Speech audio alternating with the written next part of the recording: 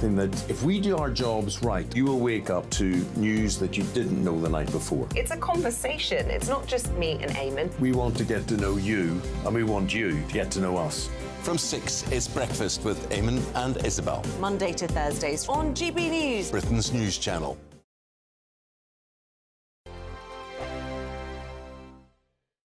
I joined GB News because I was sick and tired of not hearing my views being represented, not just mine, but so many people that I knew and spoke to. I just couldn't get my voice out there. I couldn't say anything, I couldn't do anything. Whatever the narrative was, I kind of had to follow it. GB News is there to provide a voice for those who have been ignored by the establishment media. We think different things, we've got a different style. GB News is here to be optimistic and positive about the future. It's real kind of dynamic and flowing, with the audience very much at the heart of it, like a big family.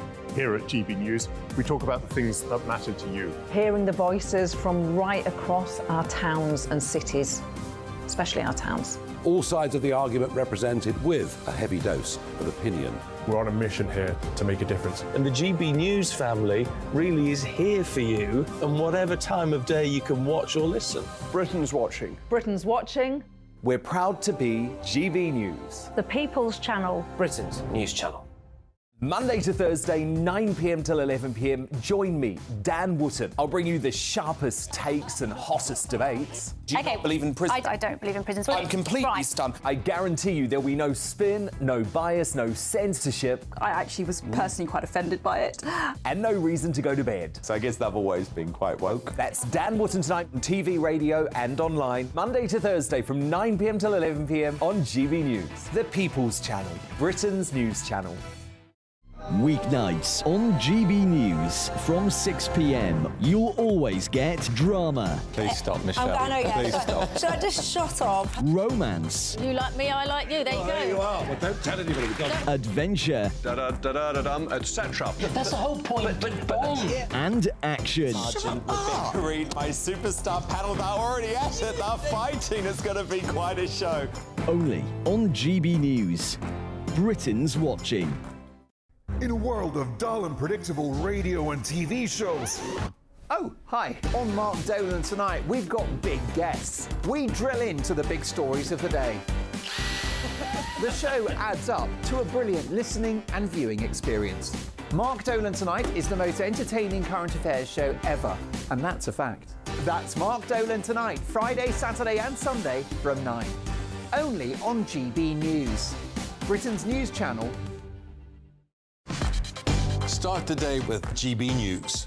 We catch up on all the big stories you didn't hear the night before. And take a look at what the world's talking about this morning. That's right, Monday to Thursdays from 6 o'clock. It's Breakfast with Eamon and Isabel. Straight after breakfast, join us, Bev Turner and Andrew Pearce. We're going to take you through till noon.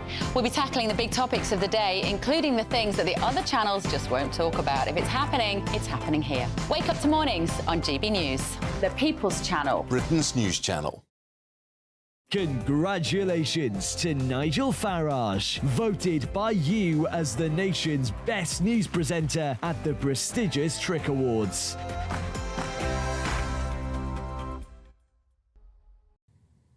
Good afternoon. We start this morning's horrific incident in South London where a girl has sadly died and a woman in her 40s has been arrested on suspicion of causing death by dangerous driving after a car crashed into a girls' prep school building in Wimbledon. Now, a number of other children, as well as 2 adults, were injured in the incident at that girls' prep school.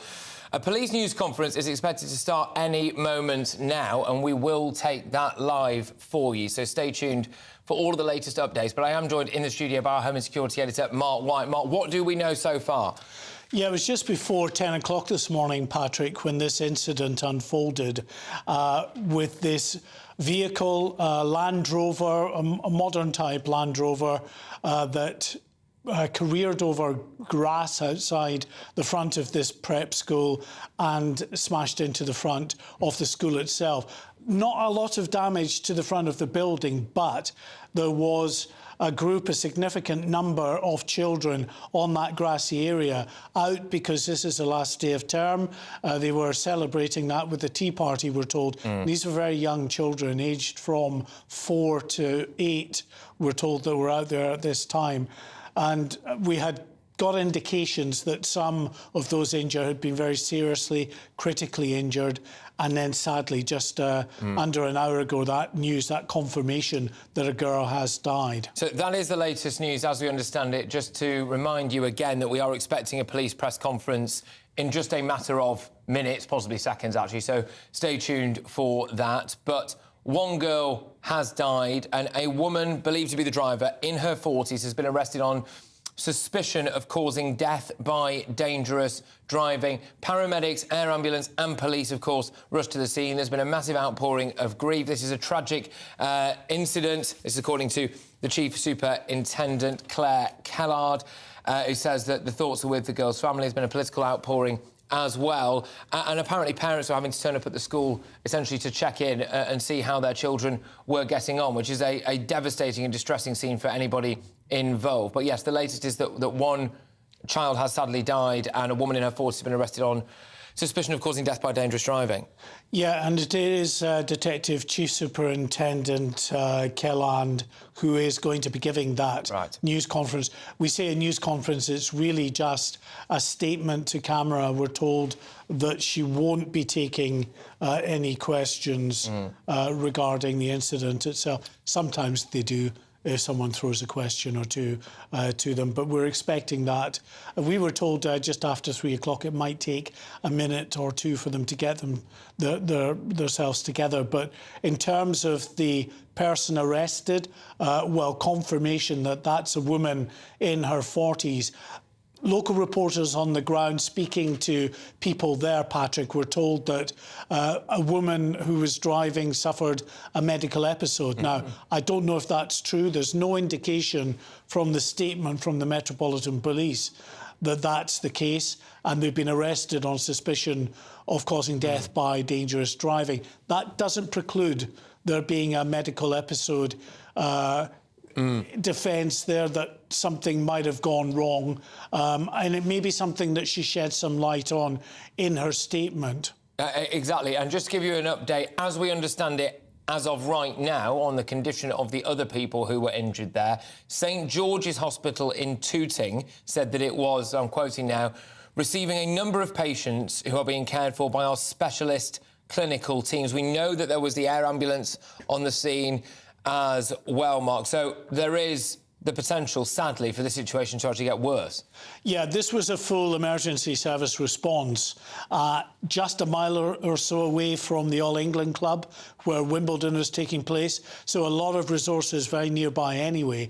But when they arrived on scene, they were aware that this was out of the norm. This was a very significant incident with multiple casualties. So that's why you got a very large emergency service response with many ambulances, these hazardous response vehicles, which are run by the ambulance service to give highly trained professional paramedics who are used to dealing with tricky situations where people are badly injured and maybe trapped in a situation as well. They responded. London Fire Brigade rescue appliances attended with their specialist cutting gear as well. Yeah, indeed, exactly that. So around 20 ambulances were parked on Camp Road, 2 fire and rescue vehicles as well. We've mentioned the air ambulance, firefighters there seen carrying various different cutting equipment. And I think it's interesting to try to, for people who don't know the area, paint a little bit of a picture of the scene. So there was some kind of children's tea party taking place at this school, and the vehicle, a gold-coloured Land Rover, it would appear has essentially careered through that. Yeah, the school itself is right on the edge of Wimbledon Common. It's opposite Wimbledon Common Golf Club. I mean, it's more villagey of a feel than being a suburb of London. It's very narrow roads round there where you can't really do a lot of speed anyway, to be honest. And yes, you're right, there was this event taking place, as schools right across the country do on the last day of term, just to send the pupils off with a bit of a smile, looking ahead to their holidays or summer holidays. And that's what was happening. It was a good day. They were out there. There was trestle tables set up with white tablecloths that could still be seen in some of the images that have come out from the scene. And indeed, alongside those tables where the party food would have been, were these paramedics' blankets on the ground. And just a reminder for everybody, we are awaiting this police press statement from Wimbledon, where we can actually go there now. So this is the police press statement.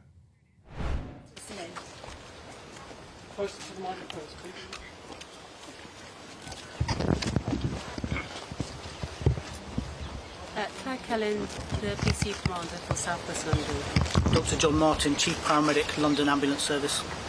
Deputy Assistant Commissioner Andy Pennick, London Fire Brigade. John Tucker, Chair of the Board of Governors of the Study Preparatory School. Helen Lowe, Headmistress of the Study Preparatory School. Sharon Mayer, Headmistress-elect. Okay. Good afternoon. My name is Claire Kelland. I'm the local policing commander for South West London, and I'm here to give you an update following today's tragic accident here in Wimbledon. We were called shortly before 10 o'clock this morning after a car collided with a building at the study prep school behind me in Camp Road. A large number of our officers were deployed to the scene, along with paramedics from the London Air Ambulance and London Ambulance Service. Our officers, along with colleagues from other emergency services, provided first aid to a number of people who had been injured. Very sadly, one of the children, an 8-year-old girl, died at the scene. Our thoughts are with her family at this incredibly difficult time. The driver of a car, a woman aged in her 40s, stopped at the scene and has since been arrested for causing death by dangerous driving and remains in police custody.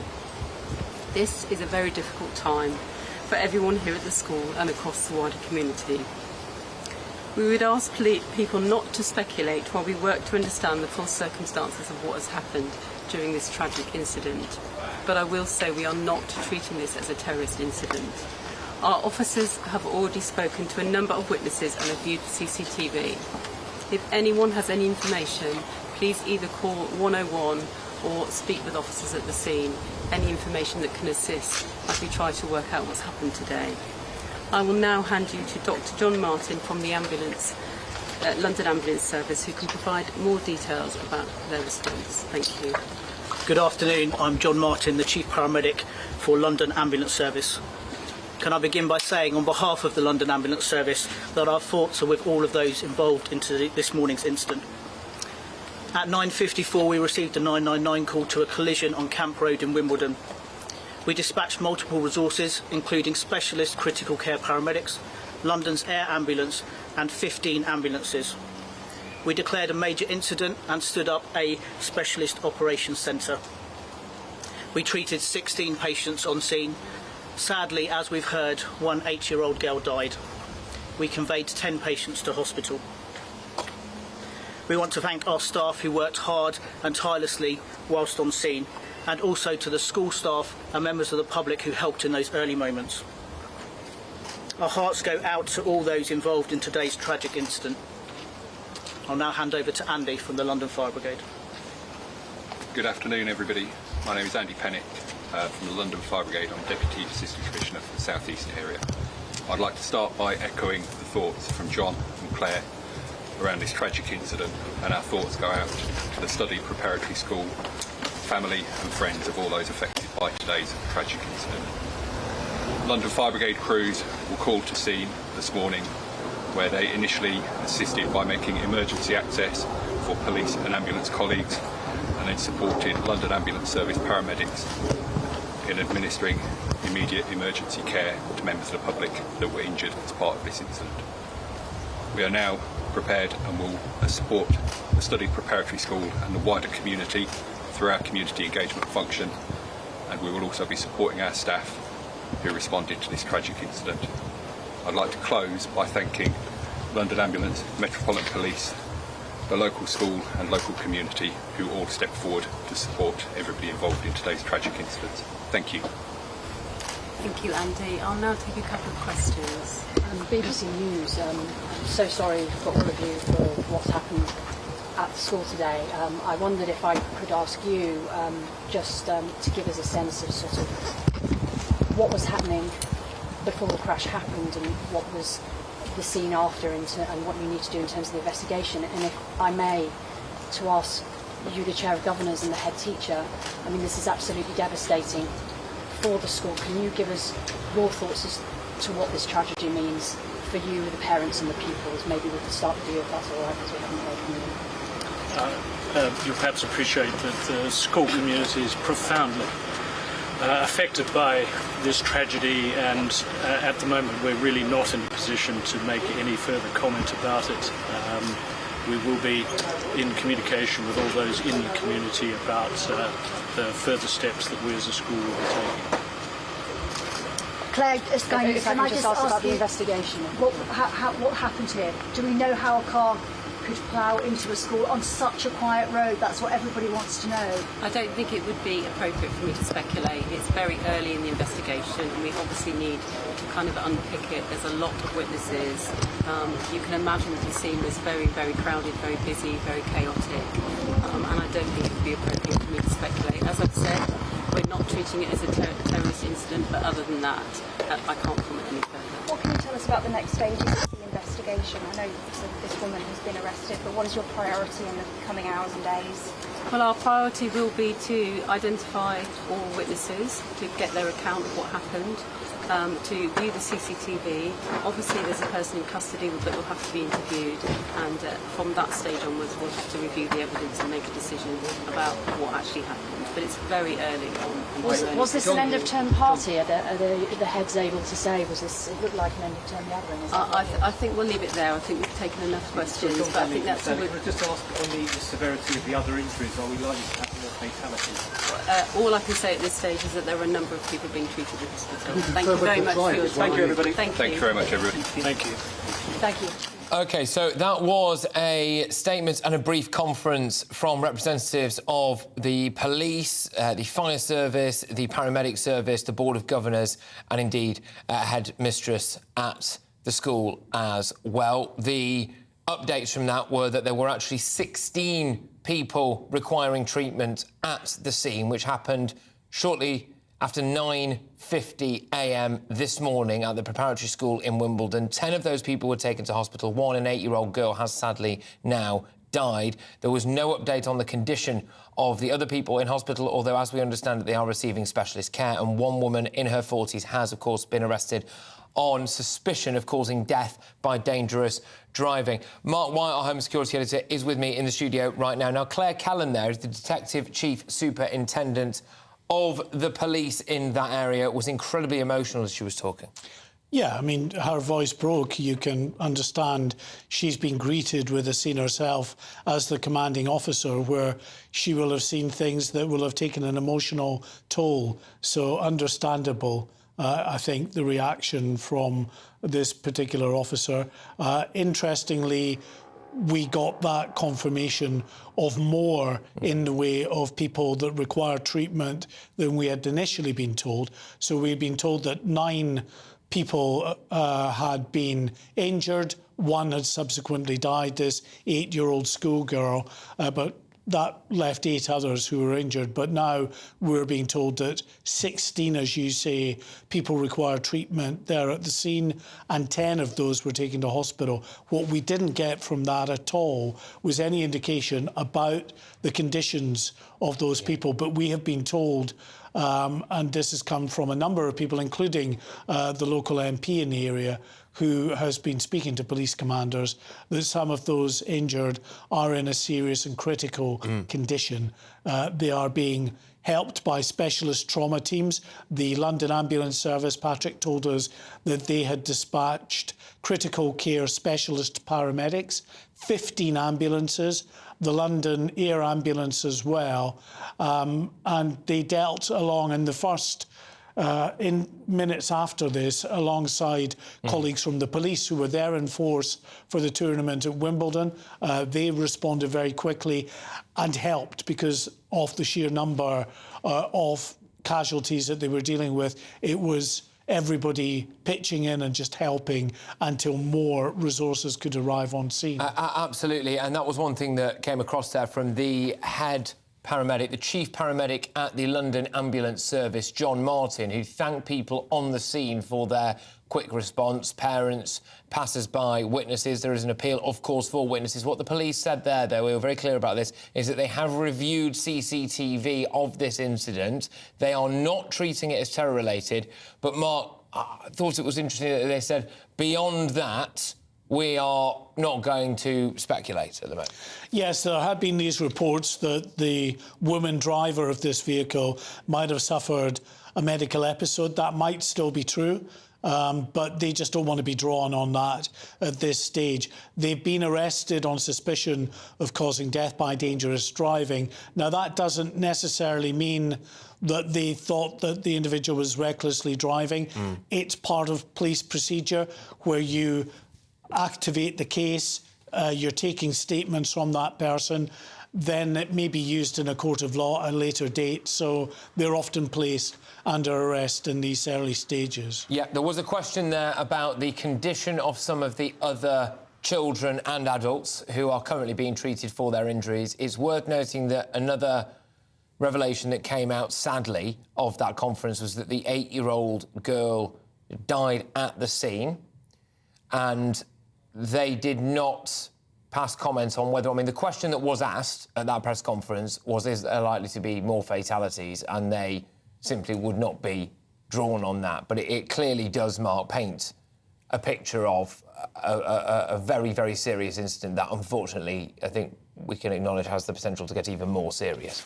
Yes, I mean, in the first instance, what often happens, even with severely injured people, is that they're treated at the scene because what they want to try and do is stabilise a patient before they then try and transfer them to hospital. In years gone by, they'd put them in the back of an ambulance, get them to hospital as quickly as possible. The danger of doing that is you've not stabilised the person, given them that life-saving treatment. That's why they fly the air ambulance out with trained doctors, even land cars. They have the flying doctors in these land cars, rapid response to the scene, and they can give that kind of crucial trauma care that's required in the early stages just to try to ensure that that person has the best possible chance on the route to hospital. And that's quite often why then someone dies at the scene, because they stay with them sometimes for hours trying to stabilise them and work on them,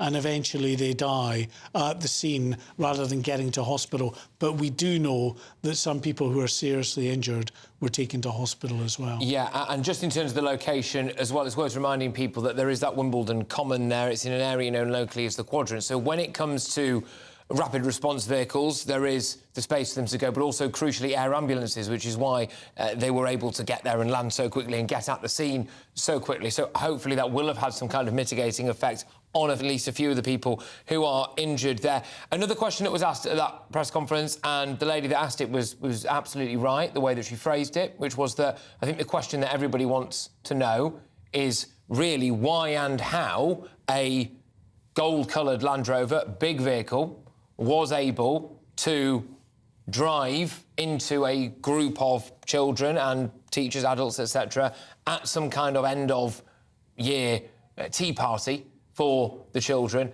The police officer there, Claire Kelland, looked quite stern when she responded to that and just said, we're not in a position to comment on that at the minute. But that really is the question, I think, Mark, isn't it? Yeah, I mean, if she knows, she doesn't want to say at this stage anyway. She said that, you know, there's a lot of witnesses. It was a crowded scene. They are still trying, she says, to establish exactly what happened. There are multiple potential causes, of course. Someone distracted at the wheel, a mechanical fault that takes over the vehicle as well in that sense, a medical episode where we've seen it on multiple occasions all over the world in the past, where people can take a fit or a heart attack or something at the wheel, they revulse, they convulse, and you know, their foot hits the pedal and the vehicle careers out of control. So lots of different potential explanations. She doesn't want people to speculate, but the trouble is, if you don't give people an indication of the direction of travel in which you're going in an investigation, then that's just exactly what people will do. I think what is 100% clear from the press conference that we just had there from representatives from both the police service, the paramedics, also the fire service, the Board of Governors and the head teacher at that school, was that clearly this is an incredibly shocking situation. It's been a very, very fast-moving situation, incredibly unusual as well, and they are very much still trying to piece together exactly what on earth has gone on there. But I will just recap the facts as we know them at this moment in time. At 9:54 a.m. this morning, emergency services were called to the scene of that preparatory school in Wimbledon to reports that a gold Land Rover had driven into a group of children. Sadly, an 8-year-old girl died at the scene. 16 people were injured, 10 of which are still in hospital. Some of them are understood to be in a very, very serious condition, and a woman in her 40s has been arrested now on suspicion of causing death by dangerous driving. Those are the latest facts as we understand them. We will, of course, have more on this and any updates as we get them throughout the course of this show. But now, we're also going to be talking about a lot of other topics as well, of course. And when we come back, we're going to be discussing, of course, the latest when it comes to the illegal migration bill, which did, of course, get another battering in the House of Lords last night, when it comes to whether or not they are going to be able to actually implement all of this. And there are even calls to place channel migrants on some islands off the coast of the UK. So we'll be talking all about that. Patrick Christys on GB News, Britain's news channel. First and foremost, I am a GB News fan, and I was before I was working here. Just love the fact that we're asking the questions that a lot of establishment media won't ask. With a bit of a twist, we not only want to inform you, but we want to keep you entertained. It's worth the drive because you get in and the team's all ready and waiting, they're itching to go, and it's a proper little family. GB News is the People's Channel. It's the audience that makes the programme sing. We're giving our viewers and our listeners a voice. I see the thousands of your letters, tweets, emails, you name it, coming in. Britain is broken. How on earth did we get into this mess? But more importantly, how do we get out of it? The establishment had their chance. Now we're here to represent you. It's time for something different. It's time for GB News. I'm very patriotic. I believe in Britain. Our best days lie ahead. Britain's watching. Britain's watching. Join us here on GB News. The People's Channel. Britain's news channel.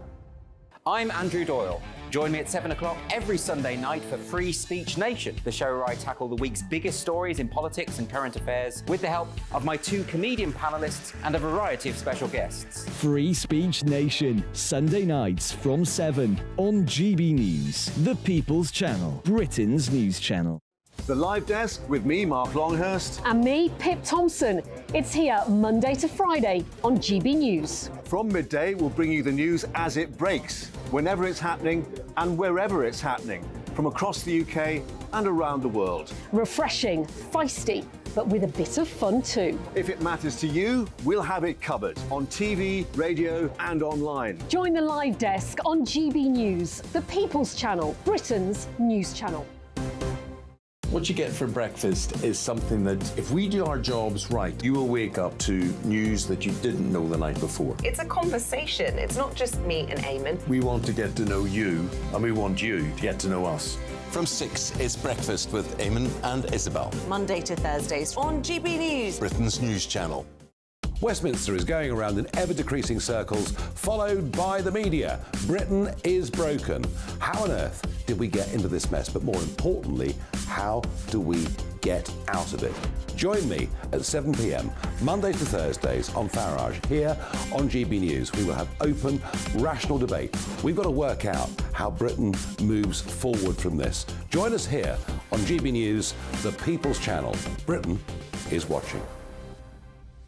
When the news happens, it happens here. And really important breaking news. Breaking news this morning. On TV, radio and online, the news starts here on Britain's Newsroom. All the biggest stories and the answers that you need from across the UK and beyond. Join Britain's Newsroom from 9:30 on GB News. The People's Channel, Britain's news channel.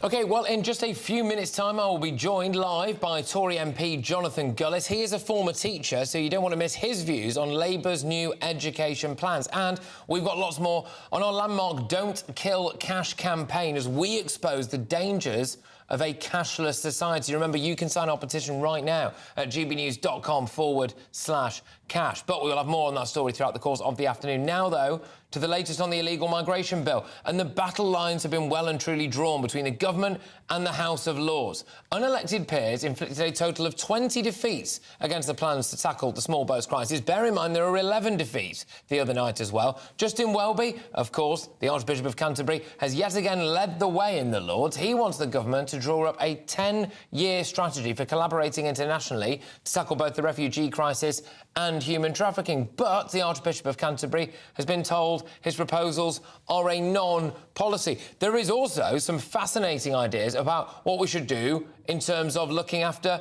child migrants. And there we go. The man who said, though, that the Archbishop of Canterbury should essentially butt out because it's non-policy is Conservative peer Lord Peter Lilly, and I'm very grateful to say he joins me now. Thank you very, very much. Great to have you on the show. It appears to me that the House of Lords is just trying to draw up its own policy here and present that to the government, and that's not their job, is it? Well, their job is to suggest amendments and changes and improvements in bills, but they've gone way beyond that. Not the whole House of Lords, obviously, but a coalition of lawyers and bureaucratic mandarins and other self-important people have decided to eviscerate this bill without putting forward any alternative. Actually, to be fair, the Archbishop is the one person in that coalition who's acknowledged that we have to have an alternative and that we can't allow unlimited numbers of people to come into this country. All the lawyers refuse to offer any alternative or even try to do so and won't answer any questions about the implications of what they're doing to this bill, which is effectively to leave us with open borders. Well, that's exactly what's happening. But also not just the open borders, Lord Peter, it's the idea that we can be continually gamed by people as well, pretending to be children. A little bit later on in the show, I've managed to unearth some pretty devastating statistics about the amount of people who claim to be children and are actually adults, and the way that we go about judging whether or not they are children as well, which is basically, in a nutshell, based on whether or not they visibly look under the age of 25. I mean, this isn't Tesco's. This isn't a Wetherspoons, where you go in and they look at you and they try to ask for your driver's licence if you look like you might be under 25. This is a country, for goodness sake, and yet we're applying basically the same method. Indeed, and it's, in any case, the cut-off of what they call a child is 18 years. It's purely arbitrary for a whole load of purposes. You know, in Scotland, you can vote at the age of 16. Until recently, you could get married and have a family at that age.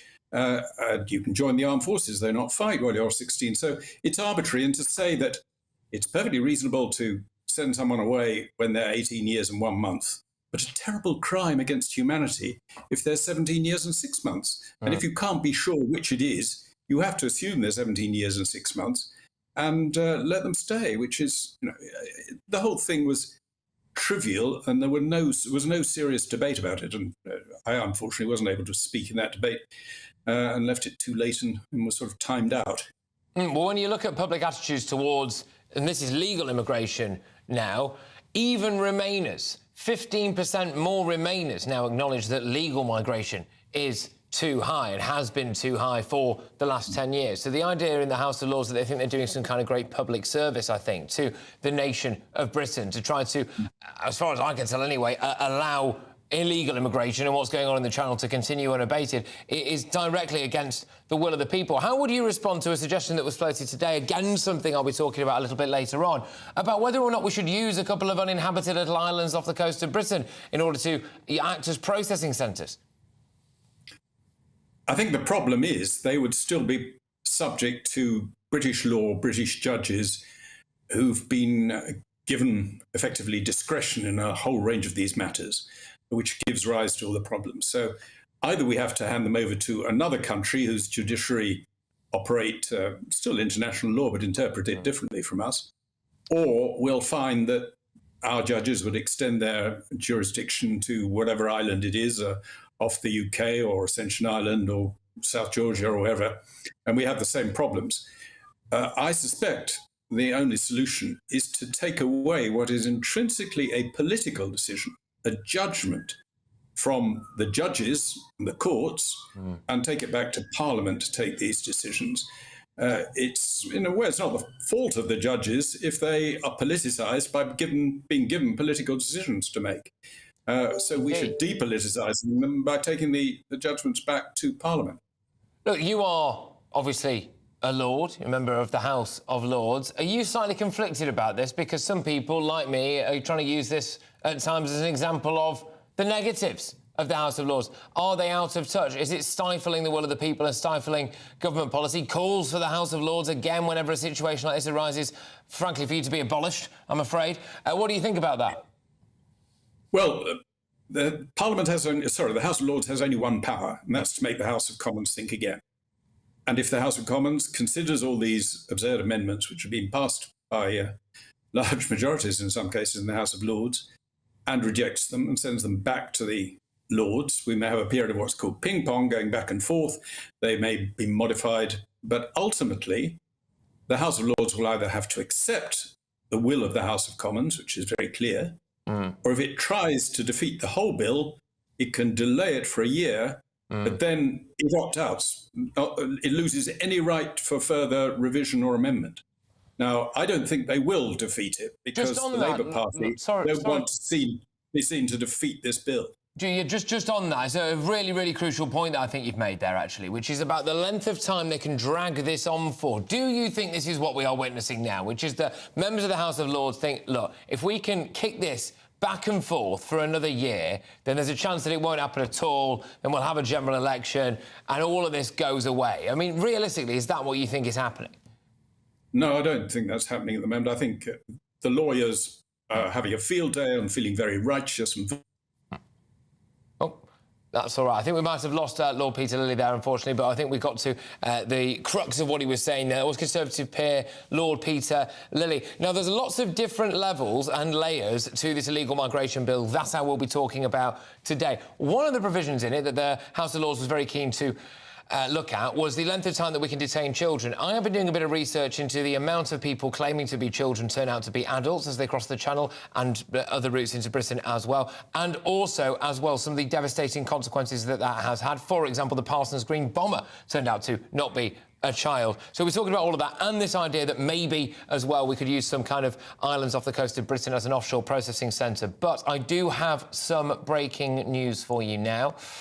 Connor Chapman has been found guilty at Liverpool Crown Court of the murder of Elle Edwards, who was shot outside the Lighthouse pub in Wallasey Village, Wirral, on Christmas Eve last year. So that breaking news is that Connor Chapman has been found guilty at Liverpool Crown Court of the murder of Elle Edwards, who was shot outside the Lighthouse pub in Wallasey Village, Wirral, on Christmas Eve last year. Loads more still to come between now and 4 o'clock. Sir Keir Starmer's speech this morning was interrupted by climate activists. We will tell you exactly what he said when the protests died down, and we're going to get the reaction from Tory MP and a former teacher, Jonathan Gullis. He never holds back, always great value. But first, it is indeed your latest headlines with Rhiannon.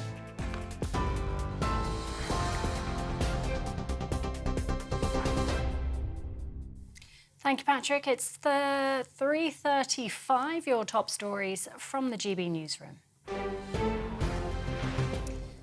An 8-year-old girl has died after a Land Rover crashed into a primary school in Wimbledon in southwest London. Officers were called just before 10 this morning to the study prep school in Camp Road. 16 people were treated at the scene, 10 were taken to hospital. Police say the driver, a woman in her 40s, has been arrested on suspicion of causing death by dangerous driving. Detective Chief Superintendent Claire Callan says the incident isn't being treated as terror-related. Officers, along with colleagues from other emergency services, provided first aid to a number of people who had been injured. Very sadly, one of the children, an 8-year-old girl, died at the scene. Our thoughts are with her family at this incredibly difficult time. The driver of a car, a woman aged in her 40s, stopped at the scene and has since been arrested for causing death by dangerous driving and remains in police custody. The Cabinet Office has lost its legal challenge over the COVID inquiry's request for Boris Johnson's unredacted WhatsApp messages. The Cabinet Office had argued the material would be irrelevant. However, the High Court has ruled the inquiry must be given access to the messages.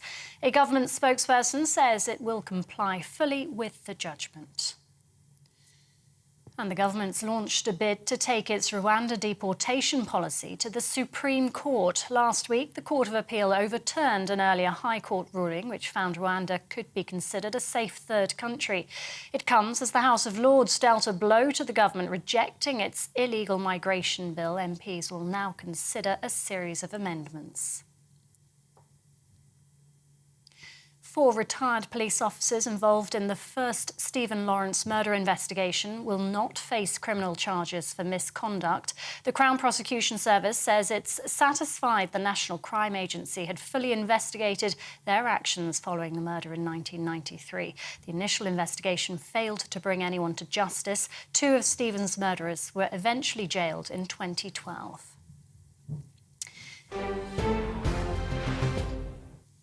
And in breaking news, 23-year-old Connor Chapman has been found guilty at Liverpool Crown Court of the murder of Ella Edwards. She was shot outside the Lighthouse pub in Wolsey Village, Wirral, on Christmas Eve last year. And you can get more on all of those stories by visiting our website, gbnews.com.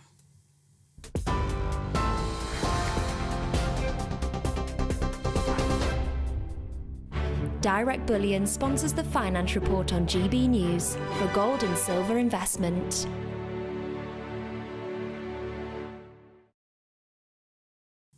Here's a quick snapshot of today's markets. The pound will buy you $1.2706 and €1.1710. The price of gold is £1,501.33 per ounce, and the FTSE 100's at 7,295 points.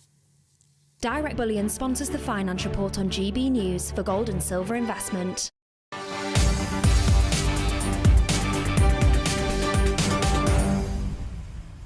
Sir Keir Starmer's speech outlining his plans for education was interrupted by protesters this morning. The Labour leader said children should be taught how to express themselves as he pledged to improve speaking skills. And it seems that the activists agreed as they loudly called for a Green New Deal. Here's what happened. I gave on the mission on green power. We did that last one. We've done that one. Will you just... Which side are the Labour Party on? We are on the side of economic growth. Will you just let me please get on with this? Thank you very much. Stop making U-turns here. We have already... will you just let me finish this and I'll come and talk to you about it? Thank you very much. We tried to speak to you about it, but you haven't replied to us, Keir. Look, we need a Green New Deal right now. Look, and you keep making my last speech was about this. Will you please? There's lots of people who want to hear this. Please don't drown them out. Please don't drown them out. Thank you very much. Thank you very much. Thank you very much. It's all quite awkward, that, actually, wasn't it? Initially, quite a polite protester there, I thought. It was quite difficult to differentiate who was the protester and who were just some of the kids that were standing behind them. Apparently, this is a group called Green New Deal Rising. So, there we are. Make sure they are etched into your memory there. Did actually, just on a general safety perspective, though, this is something that I am becoming increasingly concerned about. I know we've had Wimbledon, we've had Lords, we've had, I think, to a lesser extent, the Chelsea Flower Show and the Opera. But also, when it comes to Keir Starmer, for example, he's a massive political figure, and someone was allowed to get right behind him there and stay there for absolutely ages. Anyway, I'm joined now by Conservative MP and former teacher Jonathan Gullis. Jonathan, thank you very much. Look, let's just deal, I suppose, with what he was actually trying to say, shall we, first, which is about his big new education policy. So he wants to slash or smash even the class ceiling for working class people. He's bigging up the idea of doing vocational courses as well as just academic learning. And he's also talking about children being able to speak properly. What do you make of all of this? Well, I've got great concerns because when we came into office in 2010, Labour's legacy was that 350,000 young people were failed by taking up courses that had little to no market value labour whatsoever. The CBI said that British business had lost confidence in the exam system that it had. And the Sutton Trust found that only 40 out of 80,000 eligible free school meal pupils ended up at Uxbridge. So I think the actual record of Labour when it banged on about education was actually that they built lots of shiny new buildings with whopping PFI deals that we've got sadly plagues across Stoke-on-Trent. But the actual educational standards and outcomes didn't actually improve, and we were falling down international league tables. And if you look at Labour-run Wales, to this day they still remain well far lagging behind England, where we've just become the fourth best country in the world, the best in the West when it comes to phonics, climbing up league tables when it comes to maths and reading. 88% of schools now rated good and outstanding, up from 68%. So actually we've got a really strong record. The Gove-Gibbian reforms of 2010, that is Michael Gove and Nick Gibb, who's the obviously still current Minister for School Standards, has really had a positive impact upon the education system, really reforming the education to have a knowledge-rich curriculum, because you can't be a critical thinker in a subject unless you've got the knowledge about the subject itself to then critically analyse. And I think that's something that Keir Starmer doesn't seem to quite understand.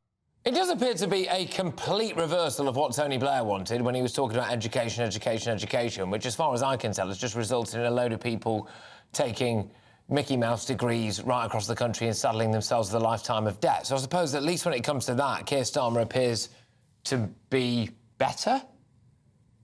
Well, I would say one thing again, and it's Labour's pledge for 6,500 more teachers to be recruited. Now, he obviously skips over the fact that we've actually got 27,000 more teachers in the system than we had in 2010. But let's look at what he wants to do. He wants to put VAT on private school fees to fund this.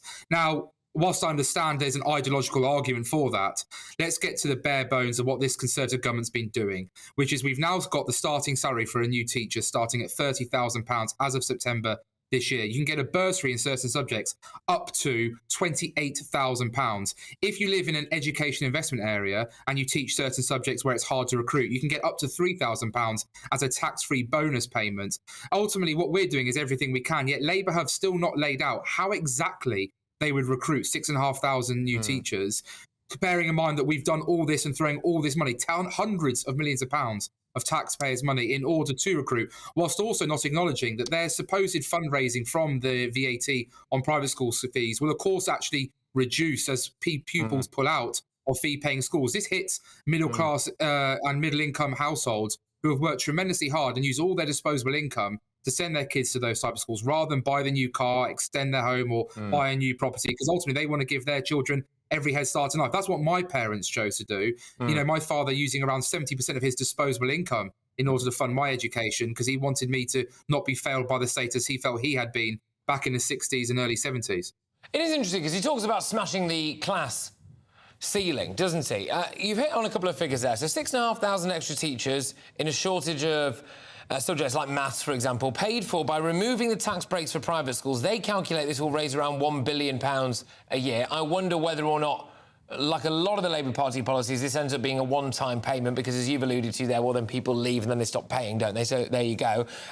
He also wants to use that additional funding to pay teachers close to £2,500 retention bonus to try to stop a load of teachers leaving. But I would argue that a good way of smashing the class system is to continue to allow a lot of working class kids to actually go to private schools and not trying to demonise them.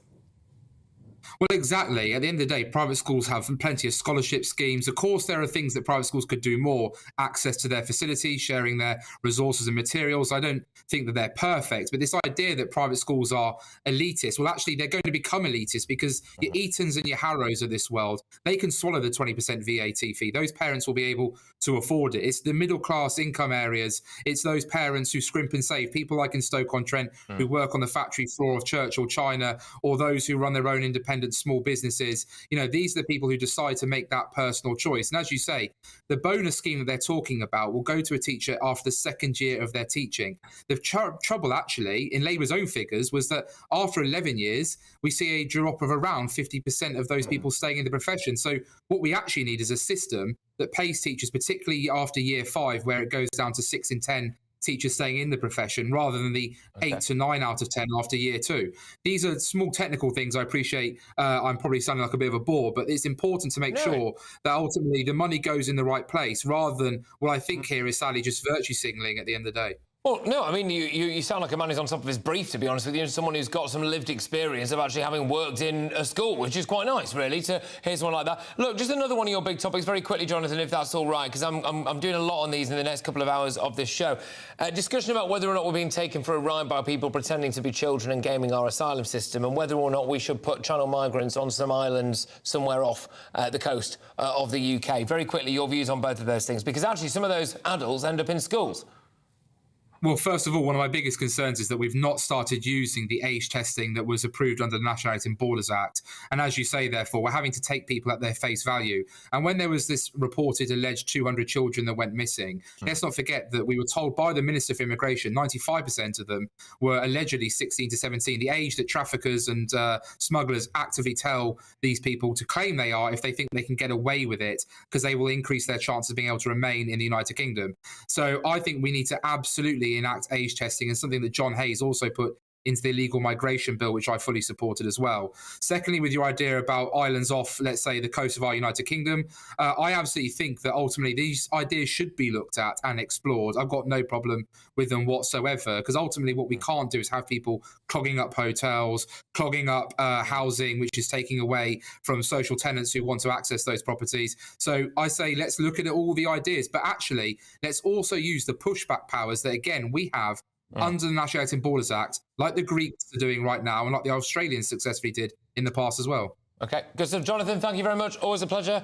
Jonathan Gullis is a Conservative MP and former teacher as well. For what it was worth, we initially started talking about Keir Starmer's education policy. Now, to GB News' new campaign, Don't Kill Cash. As Britain starts moving towards a cashless society, we are calling on the government to protect the status of cash as a widely accepted means of payment in the UK until at least 2050.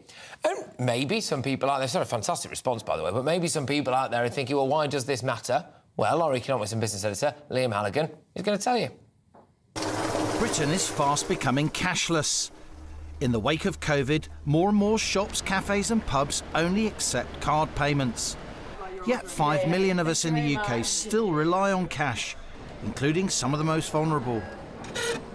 Being convenient for poorer paid people, older people, people who struggle perhaps more with technology, cash should always be an option for them. People that are homeless can't get bank accounts, so we rely on cash to get paid when we get benefits.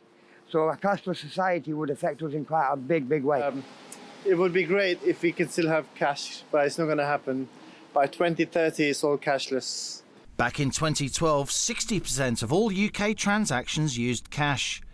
With the rise of debit cards and smartphones, that's now fallen to 30%, but that's still 6 billion transactions a year. By 2035, the industry group UK Finance says less than 10% of payments will use cash.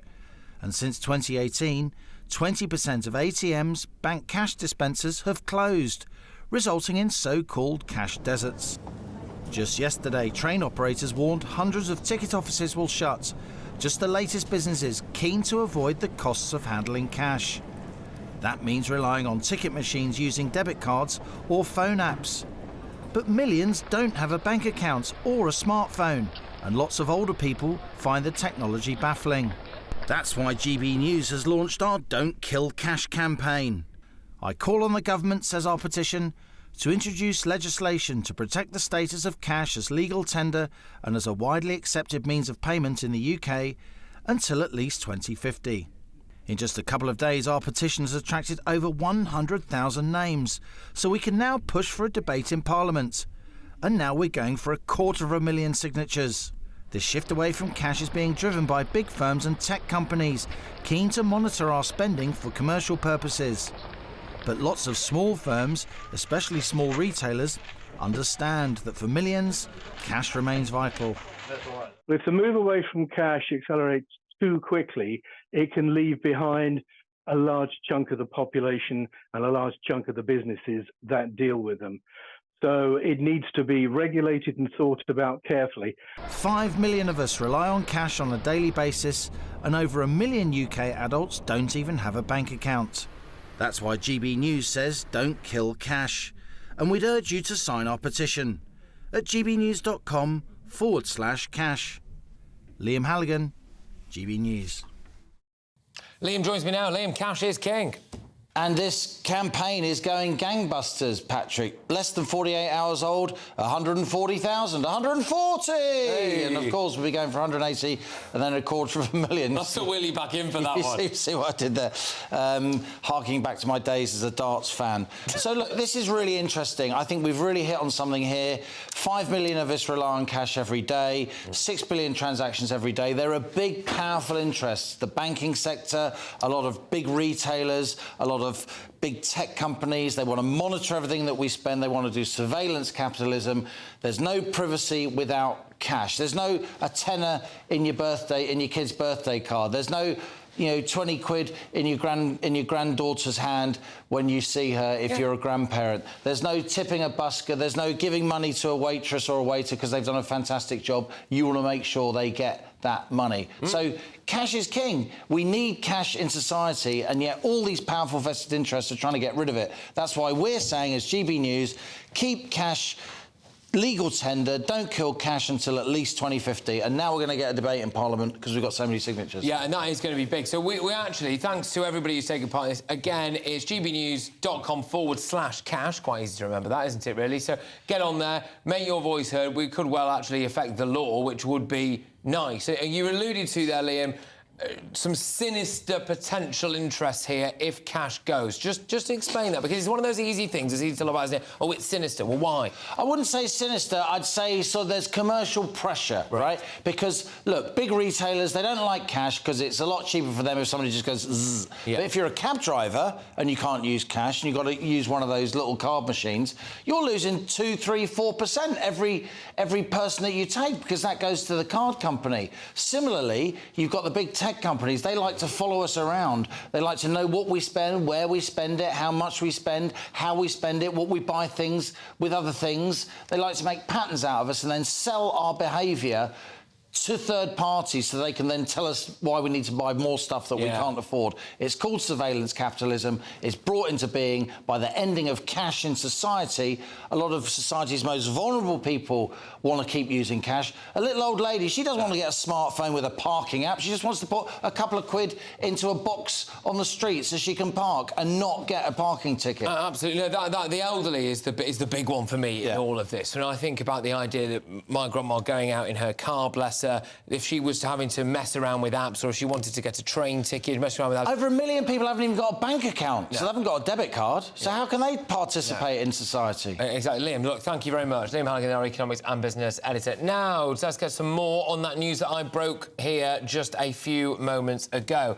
23-year-old Connor Chapman has been found guilty at Liverpool Crown Court of the murder of Elle Edwards. She was shot outside the Lighthouse pub in Wallasey Village in Wirral on Christmas Eve last year. Let's go live to Liverpool to our GB News North West reporter Sophie Reaper with the latest. Sophie. Less of a market for the gangs to operate in. And so, well, Patrick, this morning around 7 minutes past 11, Justice Goose sent out the jury comprising of 7 women and 5 men in order for them to begin their deliberations. They have now returned with a unanimous verdict, which was a relatively short amount of time, only around 3.5 hours of deliberations, which is rather unusual in this kind of circumstance. But they have now returned with their verdicts. They found Connor Chapman guilty on all charges. Now, of course, I'm sure many of our viewers will remember that at Christmas Eve last year, the news broke on Christmas Day itself, but on Christmas Eve last year, Elle Edwards was shot dead in the Lighthouse Inn in Wallasey, Merseyside. As part of this trial, Connor Chapman's trial, the court was shown CCTV which showed a gunman open fire on the pub just a few moments before midnight on Christmas Eve last year. The prosecution said that Chapman had been trying to kill 2 members of a rival gang on the Wirral. That was Kieran Salkeld and Jake Duffy. That was because of a feud between the 2 estates. On the other hand, Conor Chapman has said throughout that he was innocent and that he was actually at home that night. The judge told the jury that it was in fact their duty to determine whether or not Conor Chapman was the gunman, and they have now returned to say that they found him guilty of that.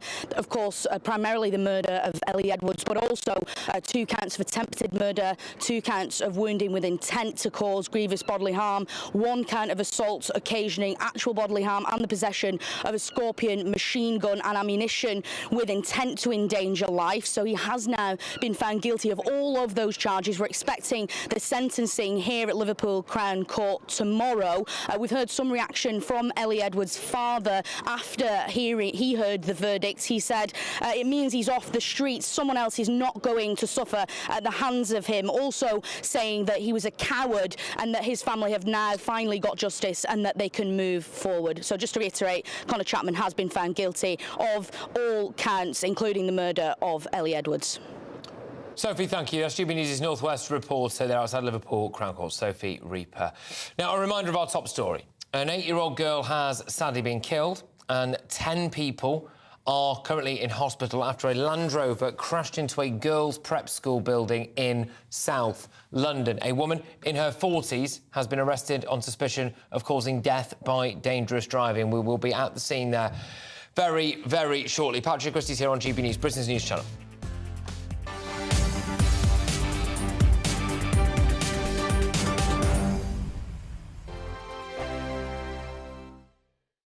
I joined GB News because I was sick and tired of not hearing my views being represented, not just mine, but so many people that I knew and spoke to. I just couldn't get my voice out there. I couldn't say anything. I couldn't do anything. Whatever the narrative was, I kind of had to follow it. GB News is there to provide a voice for those who have been ignored by the establishment media. We think different things. We've got a different style. GB News is here to be optimistic and positive about the future. It's real kind of dynamic and flowing, with the audience very much at the heart of it, like a big family. Here at GB News, we talk about the things that matter to you. Hearing the voices from right across our towns and cities, especially our towns. All sides of the argument represented with a heavy dose of opinion. We're on a mission here to make a difference. And the GB News family really is here for you, and whatever time of day you can watch or listen. Britain's watching. Britain's watching. We're proud to be GB News. The People's Channel. Britain's news channel. Monday to Thursday, 9 p.m. till 11 p.m. Join me, Dan Wootton. I'll bring you the sharpest takes and hottest debates. Do you not believe in prison? I don't believe in prisons. I'm completely stunned. I guarantee you there'll be no spin, no bias, no censorship. I actually was personally quite offended by it. And no reason to go to bed. So I guess they've always been quite woke. That's Dan Wootton tonight on TV, radio and online. Monday to Thursday from 9 p.m. till 11 p.m. on GB News. The People's Channel, Britain's news channel. Weeknights on GB News from 6 p.m. You'll always get drama. Please stop, Michelle. I know, yeah. Please stop. Should I just shut up? Romance. You like me, I like you. There you go. There you are. Well, don't tell anybody. Adventure. Etc. That's the whole point. And action. Sergeant, we've been greeted by superstar panel. They're already at it. They're fighting. It's going to be quite a show. Only on GB News. Britain's watching. In a world of dull and predictable radio and TV shows.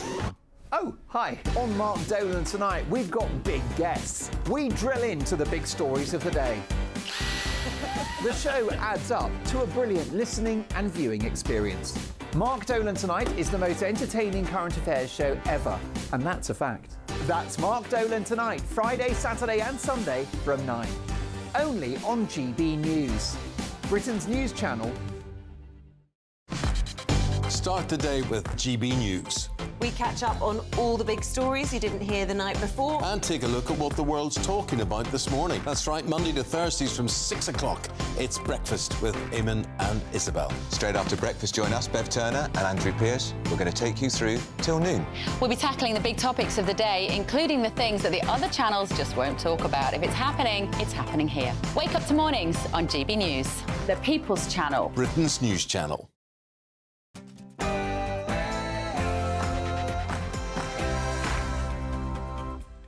It's 4 p.m, it's Patrick Christys, it's GB News, and in just a few moments' time we will go live to the scene of a fatal car crash at a primary school in Wimbledon. An 8-year-old girl sadly died at the scene. A woman in her 40s has been arrested on suspicion of causing death by dangerous driving. 10 others remain in hospital, some of which are in a serious condition. In other news, I'm also going to be talking about what I'm calling the Channel Child Con. Yes, we are being gamed by a lot of people pretending to be children crossing the English Channel. I'll be having a look at that and why on earth some people in the House of Lords want to make it easier for them to do so. But get a load of this. Yes, one police chief is offering to buy his own officers this badge that you're seeing behind me now, the thin blue line badge, to represent fallen colleagues, some of whom are allowed to wear the Pride badge, but not this. He is taking a stand, so I'll be talking all about that. And this is a GB News exclusive as well, brought to you in just a few moments' time as well by Charlie Peters, our very own. Labour's race war. Inter-Muslim rows breaking out in the Labour Party. So we'll bring you all the latest on that. Patrick Christys, GB News.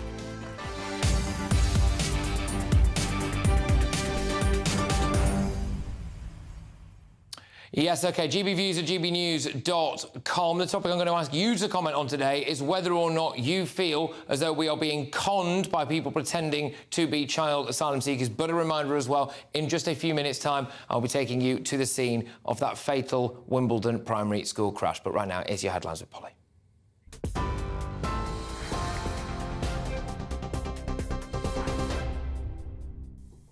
Patrick, thank you. Good afternoon to you. Let's start with some breaking news. And that is that an 8-year-old girl has died after a Land Rover crashed into her primary school in Wimbledon in southwest London. Police were called to the scene just before 10 o'clock this morning. The school is the study prep school. 16 people were treated at the scene. 10 have been taken to hospital. And police say the driver, a woman in her 40s, has been arrested on suspicion of causing death by dangerous driving. Detective Chief Superintendent Claire Kellan says the incident isn't being treated as terror-related. Officers, along with colleagues from other emergency services, provided first aid to a number of people who had been injured. Very sadly, one of the children, an 8-year-old girl, died at the scene. Our thoughts are with her family at this incredibly difficult time. The driver of a car, a woman aged in her 40s, stopped at the scene and has since been arrested for causing death by dangerous driving and remains in police custody. Well, Detective Chief Superintendent Claire Kellan there, feeling quite emotional, delivering that news conference a short time ago, unsurprisingly reporting the death of the 8-year-old girl at that school. A community in shock in southwest London. We'll have more on that story for you, of course, as developments come to us. Now, in the meantime, the Cabinet Office has lost its legal challenge over the COVID inquiry's request for Boris Johnson's unredacted WhatsApp messages. Chairwoman Baroness Hallett had requested the material from the former Prime Minister, but the Cabinet Office declined, arguing it would be irrelevant. But the High Court has ruled the inquiry must now be given access to the messages. A government spokesperson says it will comply fully with the judgment and work with the inquiry team on the practical arrangements. The government has launched a bid to take its Rwanda deportation policy to the Supreme Court. Last week, the Court of Appeal overturned an earlier High Court ruling which found Rwanda could be considered a safe third country for asylum seekers. That comes as the House of Lords dealt a blow to the government, rejecting its illegal migration bill, meaning MPs will now have to consider a series of amendments.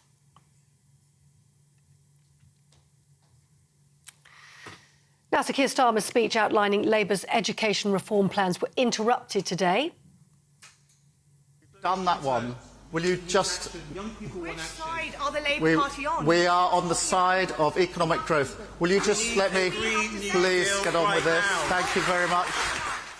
So that interruption, we understand, by protesters urging him to stop making U-turns on climate policies. The Labour leader was announcing his goal for 500,000 more children to reach their early learning targets by 2030. The proposal including hiring 6,500 more teachers and prioritising language skills. Before he was challenged, Sir Keir Starmer said everyone is entitled to opportunity in education. Something we should be able to trust, all of us. An unwritten contract, a bond of hope, between citizen and country, generation and generation. So I promise you this, whatever the obstacles to opportunity, wherever the barriers to hope, my Labour government will tear them down. Well, the Education Secretary Gillian Keegan says the government is already making huge improvements in education. Through our reforms and through our improvements in standards, we're now 4th in the world for reading. That is amazing. We have just revolutionised our education system, and we've also revolutionised our skills system. Go and look at what they're actually doing in Wales. They're fiddling around with the curriculum. The standards are going down and the outcomes are much worse for children. This is too important to put in Labour's hands, and he actually doesn't know what he's talking about. Now, 4 retired police officers involved in the first Stephen Lawrence murder investigation will not face criminal charges. The Crown Prosecution Service saying it's satisfied the National Crime Agency had fully investigated their actions following his murder in 1993. The initial investigation failed to bring anyone to justice. 2 of Stephen's murderers were eventually jailed in 2012. Connor Chapman has been found guilty at Liverpool Crown Court of the murder of Ellie Edwards. CCTV footage has been released showing the 23-year-old fatally shooting the 26-year-old outside the Lighthouse pub on the Wirral on Christmas Eve last year. Mr Chapman was convicted of her murder and 7 other counts. He's expected to be sentenced tomorrow. Elle's father, Tim Edwards, says Chapman thought he could get away with it. No remorse. Not one else, not one sign of regret for what he's done. If anything, arrogance. To actually believe he can pull the wool over people's eyes and think he can get away with it. And thousands of people have gathered for the funeral of 2 teenagers who died during a police chase in Ely in May. The best friends, Kyrie Sullivan and Harvey Evans, died after being hit by a bus while fleeing police on their electric bike, sparking rioting in Cardiff. The pair will be laid to rest in Western Cemetery in the city. You're with GB News, the People's Channel.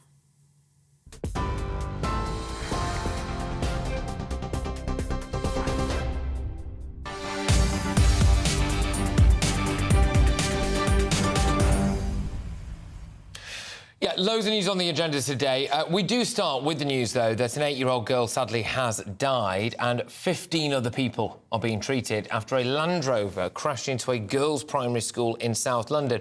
A woman in her 40s has been arrested on suspicion of causing death by dangerous driving. I think we'll just go straight to the scene now with our reporter Lisa Hartle, who is in Wimbledon for us. Lisa, just an absolutely devastating event and, frankly, still loads of unanswered questions. Yeah, and I don't know if you can see behind me the police cordon on 2 of the roads. People are still not allowed to travel down there.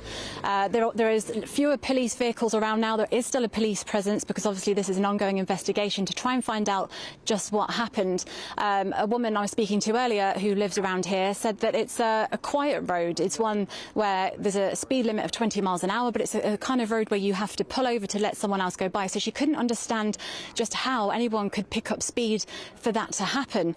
Obviously, the driver is a woman in her 40s. She's been arrested on suspicion of causing death by dangerous driving, and police say they're not treating this as terror-related. It was, of course, the last day of school, a time for children to celebrate. We're hearing that there was an event going on outside the school, which is why perhaps there were people and children outside when this incident happened. In a statement earlier, Detective Chief Superintendent Claire Kellan said that the next stages of the investigation will be to identify all witnesses and view CCTV, as well as interview the woman who has been arrested. The Mayor of London has also said his heart goes out to everyone affected by the devastating crash at the school, and police are currently looking through CCTV just to try and find out more about what happened, and they're asking if anyone does have any information about the incident to call 101. Lisa, thank you very, very much. More developments as we get them brought to you right here on GB News. Lisa Hartle, who is in Wimbledon for us. Yes, just to recap as well, 9:45 a.m. this morning, the emergency services called at least 20 ambulances, fire crews as well with specialist cutting equipment, air ambulances descended upon Wimbledon. One 8-year-old girl sadly died at the scene. As we understand it, several other people are in hospital at the moment being treated in a variety of different conditions. And if we get any update on any of that, or indeed any developments on the believed causes for this particular incident, we will bring them to you immediately here on GB News. But as I said, there is a lot of other stuff in the news today. There are two big topics relating to asylum and illegal immigration that I'm going to get stuck right into. The first one is about child asylum seekers and whether or not they are really children. The second one is an idea that's being floated, for want of a better phrase, about whether or not we should be now housing or detaining illegal migrants on some islands off Britain, some small uninhabited islands. So I'm going to be having a debate and a discussion on that, but I'm going to focus on the big child asylum con, as I'm calling it first. When it comes to child asylum seekers, we really are kidding ourselves. In 2020 to 2021, 66% of those claiming to be children turned out to be adults. We need mandatory biological and scientific age checks. Ex-Border Force boss Tony Smith said this: "Some would have sworn on their mum's lives they were 16, despite having a beard and balding." Did you know that our current system often just gives the benefit of the doubt to the person pretending to be a child unless they look visibly over 25 years old? This means that even where an immigration officer believes that an individual who is claiming to be a child is as old as 24, they must still treat them as a child, which, in practice, will mean that the individual can be placed alongside children. So a bloke with Chris Whitty's hairline and a full beard and a voice deeper than Barry White rocks up having deliberately ditched their identification documents, and if one person thinks there's a chance that they might be under 25, then they go into a school. It's worth noting some situations where this has actually happened. The fully grown man who stabbed an aspiring Marine to death, Lawangeen Abdul Ramzai, posed as a young Afghan orphan after arriving in Britain in 2019 and was allowed to study at Winton Academy in Bournemouth.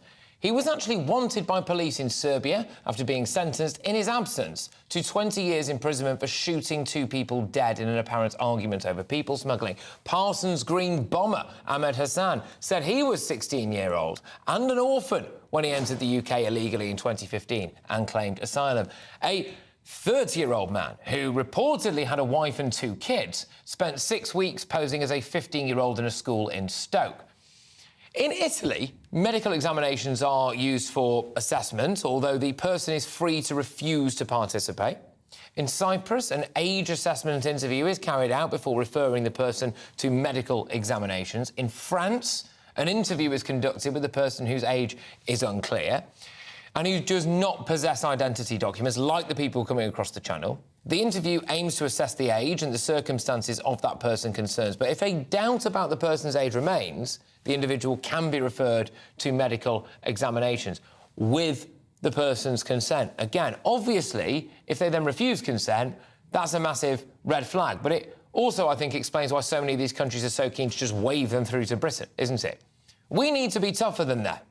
We talk about being world-leading a lot. Well, why not be world-leading in stopping adults posing as children from getting into schools and being given leave to remain?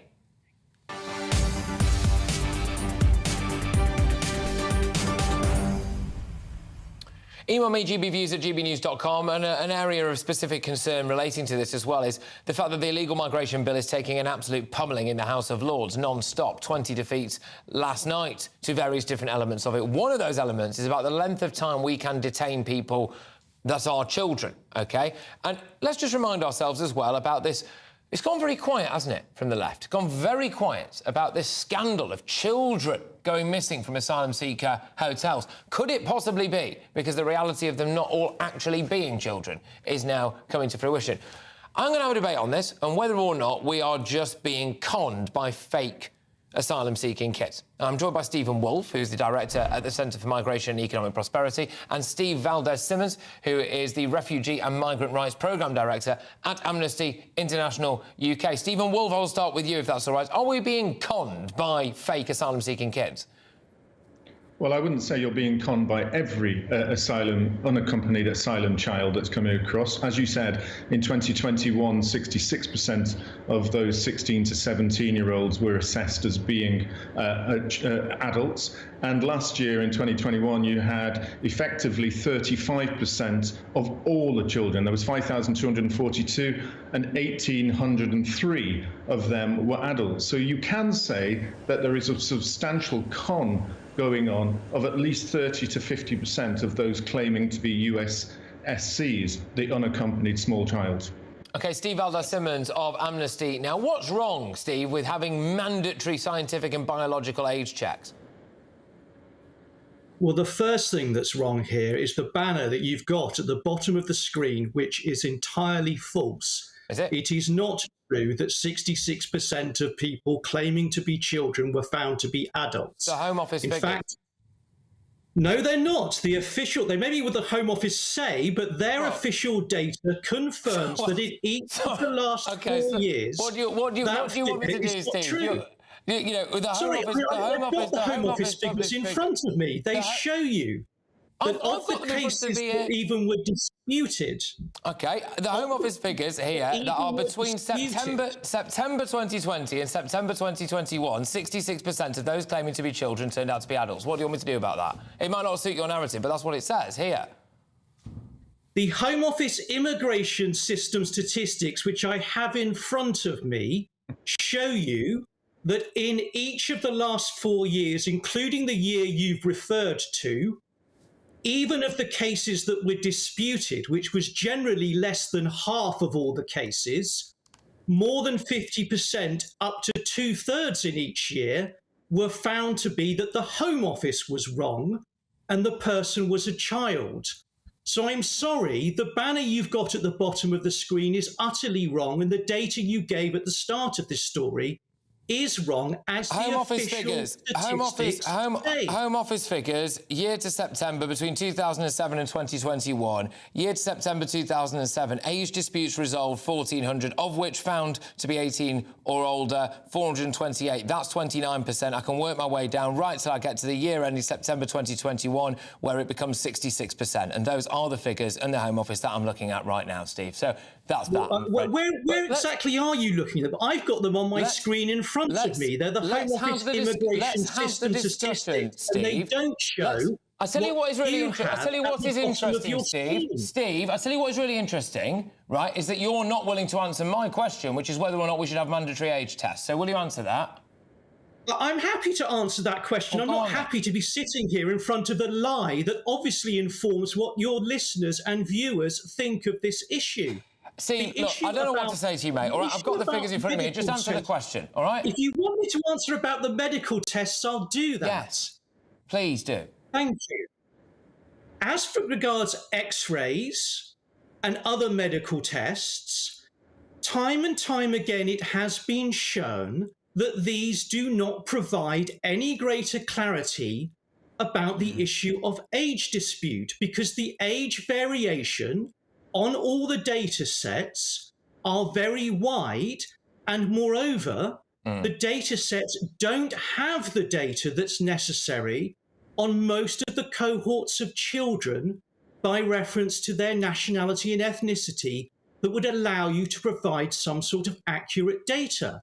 So children are being required to go through X-rays, which are an invasive medical procedure, for no good reason. That's why we object to them. OK, well, so you said no good reason there. Stephen Wolfe, I'll bring you back in now. I would suggest that the good reason is that at times we have had a double murderer in a classroom with kids.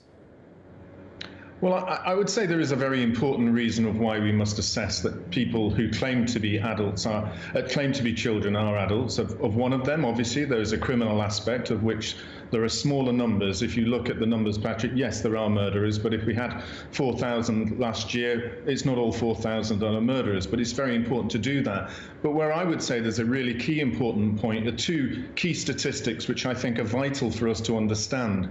The first is that those children in care, at the moment there's about 80,000 children in care across the United Kingdom, but what we're looking at is around 16% of them are unaccompanied small children. So you've got about 13,000 of them, and that is growing. There was more last year than there are this, but that is important because of the second fact. The second fact is that councils are finding it a struggle. They do get £143 per night per unaccompanied small child.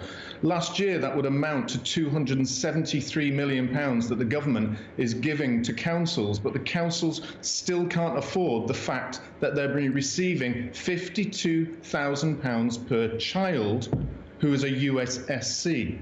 And they're still saying they can't afford to keep those children in these homes or indeed in the hotels, which are often kind of outsourced to third parties. So you've got a cost issue, and you've got the fact that we haven't got enough space for children who are actually here. So we have to resolve that, as well as dealing with the fact that you've got many of them who are claiming. Now, Steve may say it's less than 50%. My stats will say it's about 35% of all of those who arrive each year are adults.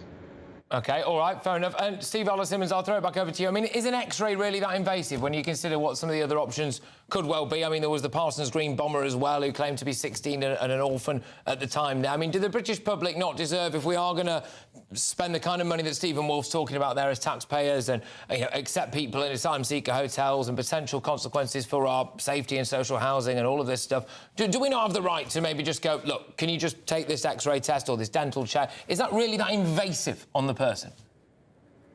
There are two things. One, it is invasive, and secondly, it doesn't do any good in helping you make the assessment. And that is the problem. If this was something that was a reliable way of assessing age, then obviously organisations like mine would have to think more carefully about our positions and how harmful or not the invasive procedure was. But the fact is that it is not helpful in defining age. So we do have procedures which are run by local authorities and experienced social workers to make assessments of children's age, and that is very important. We support that. Okay. What we don't support is simply using so-called science, which is just as random as anything else, in this respect, because X-rays don't pinpoint age. OK, I mean, I am aware that when people, for example, find bodies that have been decaying for years or whatever, scientists, of course, do use dental records, etc., there to pinpoint the quite precise age of the individual whose body they have found. But, Stephen Wolf, final word to you on this. I could see you chuckling a little bit there. What was getting you?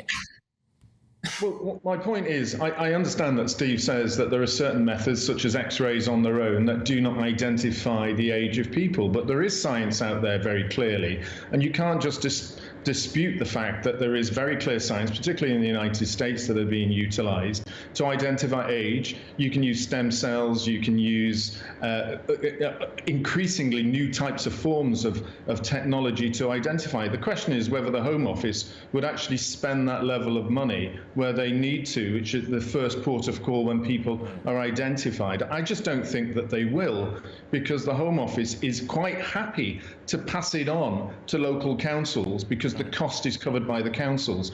And the councils do not have enough experienced people, there are some, but I wouldn't say all of them, capable of assessing children, and as a consequence, some will escape. OK, look, both of you, thank you very much. Spirited stuff at the top of the hour there. Stephen Wolf there is the Director at the Centre for Migration and Economic Prosperity, and Steve Simmons, who's the Refugee and Migrant Rights Programme Director at Amnesty International UK. Get your views coming in, gbviews at gbnews.com. Now, the head of the Met Police has doubled down. So Mark Rowley is standing by his ban on officers wearing a badge that honours colleagues killed in the line of duty. As you might expect, that has provoked a furious backlash. Patrick Christys on GB News, Britain's news channel.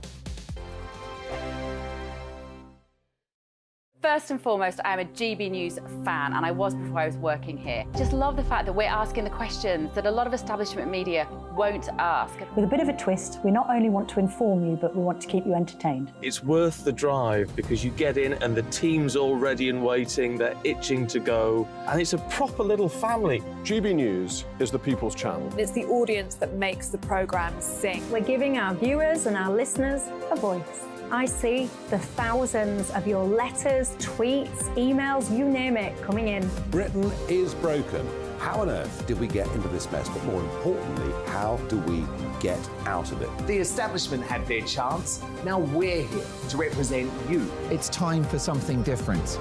It's time for GB News. I'm very patriotic. I believe in Britain. Our best days lie ahead. Britain's watching. Britain's watching. Join us here on GB News. The People's Channel. Britain's news channel. Join me, Patrick Christys, Monday to Friday, 3 till 6. We tackle the day's news agenda like you've never seen before. It's high tempo, high octane, the most controversial topics, and the best guests. You will not be able to take your eyes and ears off it. I'm not afraid to ask the questions that you really want answered. 3 till 6 p.m, Monday to Friday on GB News, the People's Channel, Britain's news channel.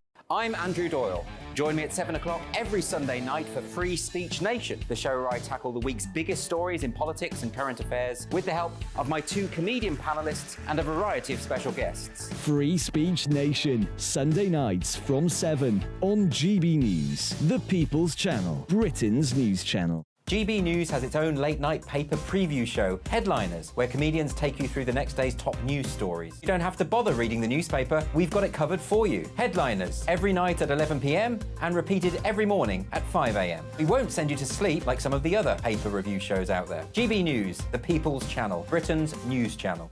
Join me, Camilla Tominey, on Sunday mornings from 9:30, taking the politicians to task and breaking out of SW1 to see how their decisions are affecting you across the UK. Bursting the Westminster bubble every Sunday morning, only on GB News, the People's Channel. Britain's watching. Every Sunday from 11, join Michael Portillo. There will be topical discussion, looking at the week before and the week to come. So kick back and relax at 11 a.m. on Sundays on GB News with me, Michael Portillo. GB News, the People's Channel, Britain's news channel. What you get for breakfast is something that, if we do our jobs right, you will wake up to news that you didn't know the night before. It's a conversation. It's not just me and Eamon. We want to get to know you, and we want you to get to know us. From 6, it's Breakfast with Eamon and Isabel. Monday to Thursdays on GB News, Britain's news channel. Hi, I'm Dan Wootton. You can watch me live on GB News Monday to Thursday from 9 p.m. And did you know that you can also watch and listen live on our website, gbnews.com. You'll always be up to date on the latest breaking news, as well as enjoying the best stories, opinions and shows. You can even join the debate under our live player as you're watching. So head straight to gbnews.com on TV, radio and online. GB News, Britain's news channel.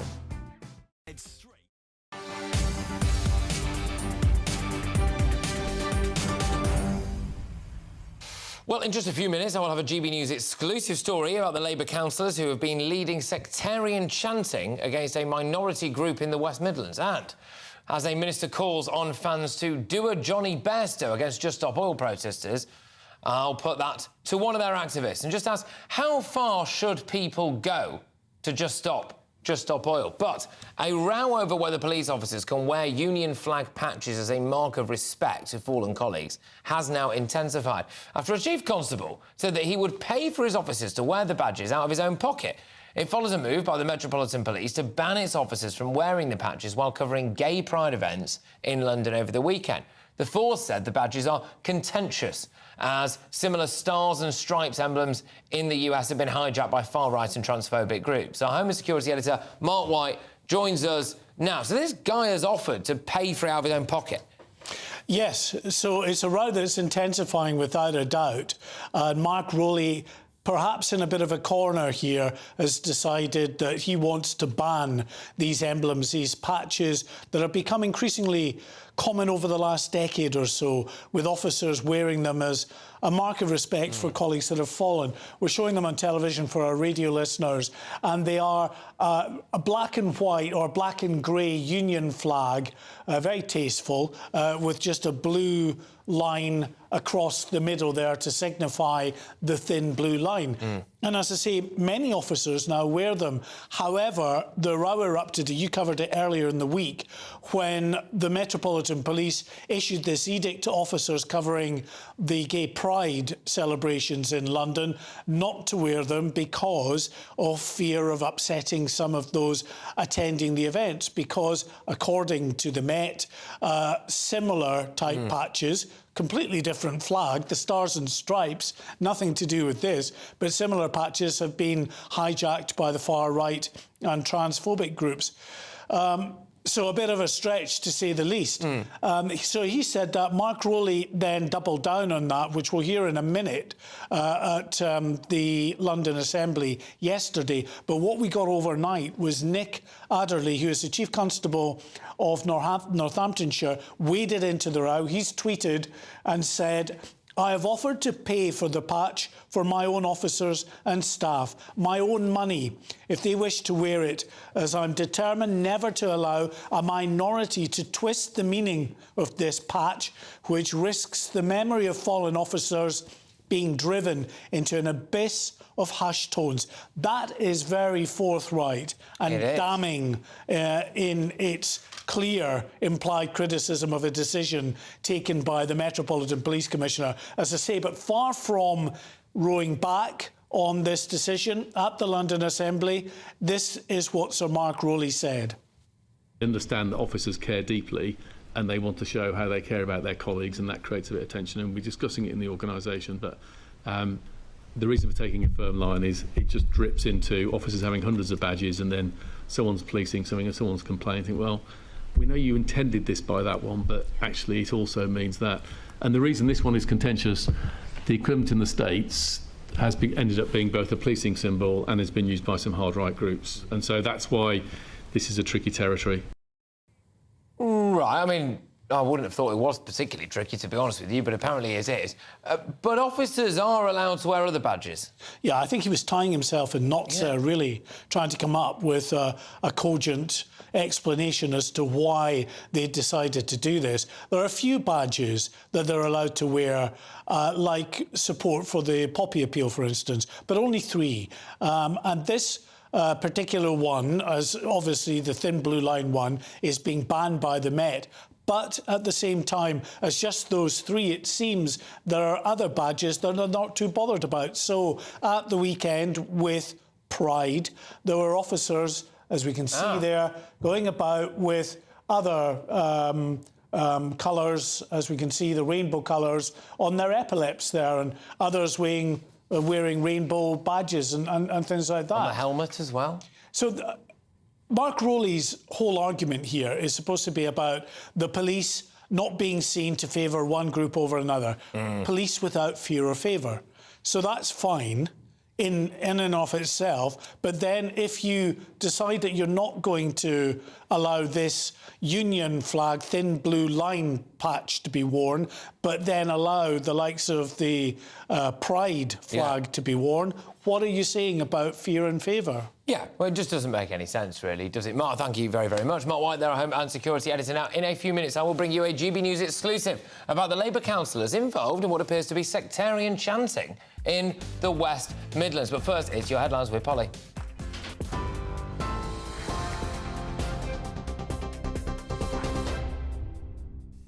Patrick, thank you. We start with some breaking news. The Prime Minister says his thoughts are with the family of the 8-year-old little girl who died this morning after a Land Rover crashed into a primary school in Wimbledon in southwest London. Police were called to the scene just before 10 o'clock this morning. The school concerned is called the Study Prep School, and 16 people had to be treated at the scene. 10 more were taken to hospital by helicopter ambulance, I should say. Police are saying the driver in this case is a woman in her 40s. She's been arrested on suspicion of causing death by dangerous driving. And Detective Chief Superintendent Claire Kellen's voice broke with emotion as she reported what happened this morning. Officers, along with colleagues from other emergency services, provided first aid to a number of people who had been injured.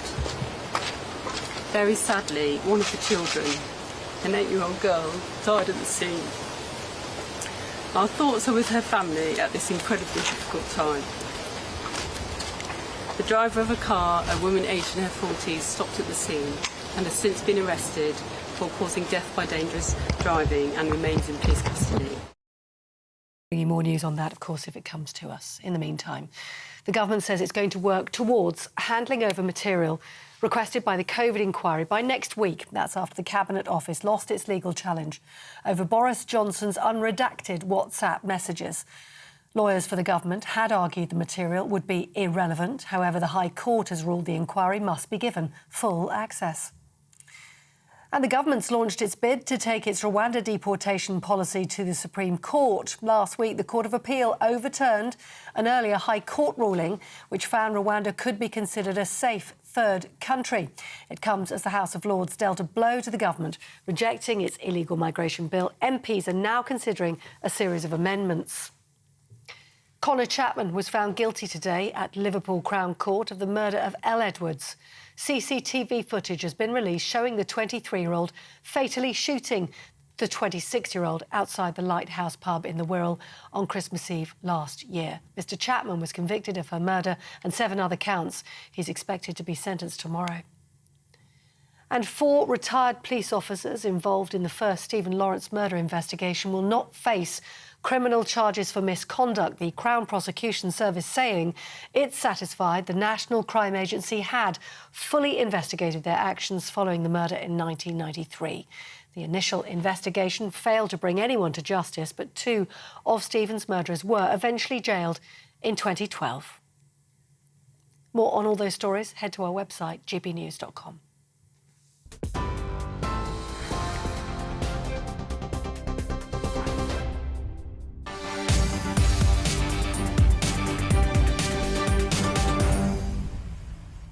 Now to a GB News exclusive, and local politics in Walsall has taken a nasty turn, believe it or not. We have uncovered footage of 2 senior Labour councillors leading sectarian chanting and leafleting against a minority group in the West Midlands town. GB News investigative reporter Charlie Peters has this report.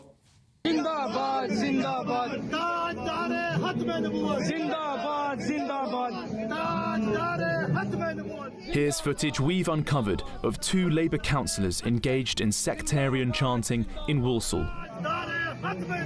That's Councillor Kazar Hussain, the deputy leader of the Labour group in the West Midlands town. He's chanting at a group of Ahmadi Muslims, a persecuted minority sect who regularly gather in Walsall to promote their faith. Zindabad, Zindabad. Mr Hussain is chanting "Long live the finality of the Prophet" towards the Ahmadis, who believe in the possibility of future prophets. The leader of the Labour group, Aftab Nawaz, was also present at the incident. Both men have previously campaigned with Labour leader Sir Keir Starmer. When GB News approached the councillors, they referred to the Ahmadis as Qadiani, a pejorative slur against the persecuted group. They added that there was no link with any organisation that promotes violence or hatred, and that it would be inaccurate to suggest that the chants promoted any group or movement.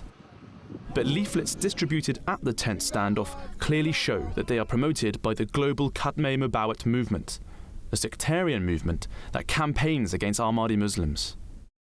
GB News has seen copies of the leaflets, which say that the Ahmadis are liars and apostates, and praises those who fought against them. Earlier this year, Hussain called for greater diversity at Walsall Council, but despite this, he has engaged in chanting and leafleting described by this expert as sectarian and linked to foreign extremists.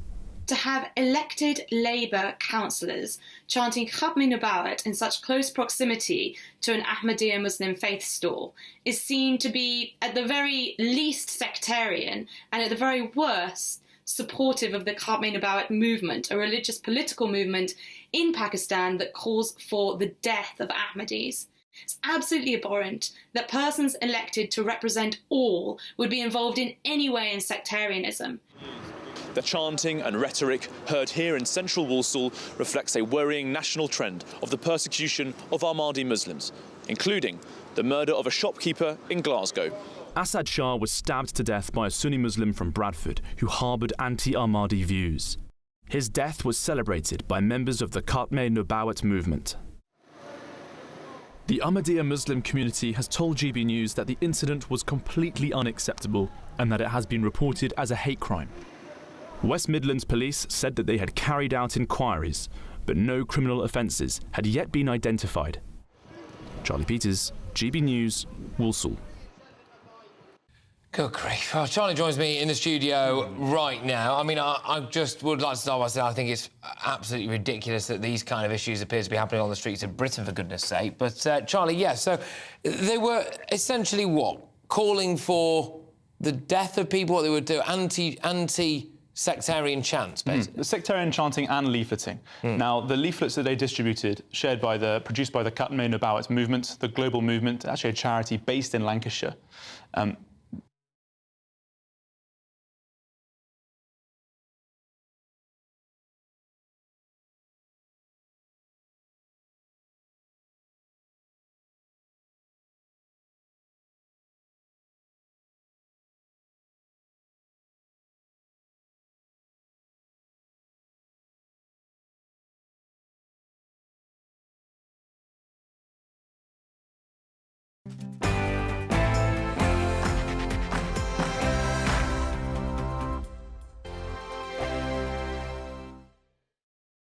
Like all families, we have arguments every now and then, but actually we agree on what the mission of GB News is, and that's the most fundamentally important thing. GB News provides the kind of platform that lets all voices be heard. We don't hold back. We're free to say what we really think. Just because some people who live in a tiny little Westminster bubble think that their particular story is important, that's not the most important story for me. And often they will be difficult stories, stories that you won't find on the establishment media. Because what people think in the north of England may be very different to what they're thinking in the home counties. We're going to carry on telling the world what life is really like for households up and down the UK. We love to be in your car, in your kitchen as you're having your breakfast. Whatever you're doing, you are part of the show. If it matters to you, it matters to us. Britain's watching. Britain's watching. Britain's watching. We're proud to be GB News, the People's Channel, Britain's news channel. Monday to Thursday, 9 p.m. till 11 p.m. Join me, Dan Wootton. I'll bring you the sharpest takes and hottest debates. Do you not believe in prison? I don't believe in prison. I'm completely stunned. I guarantee you there'll be no spin, no bias, no censorship. I actually was personally quite offended by it. And no reason to go to bed. So I guess they've always been quite woke. That's Dan Wootton tonight on TV, radio and online. Monday to Thursday from 9 p.m. till 11 p.m. on GB News. The People's Channel, Britain's news channel. The Live Desk with me, Mark Longhurst. And me, Pip Thompson. It's here Monday to Friday on GB News. From midday, we'll bring you the news as it breaks, whenever it's happening and wherever it's happening, from across the UK and around the world. Refreshing, feisty, but with a bit of fun too. If it matters to you, we'll have it covered on TV, radio and online. Join the Live Desk on GB News, the People's Channel, Britain's news channel. So Jubes and Kerr, we tackle the issues of the day with real robust debate, both sides of the fence, battling it out with me in the middle with my forthright opinions and views. And often really interesting things happen because you start with a position and then by the end of the debate you find actually, well, I might not have thought about that one. What we need in this country is 2 new political parties. You should maybe think about doing a 2024 calendar.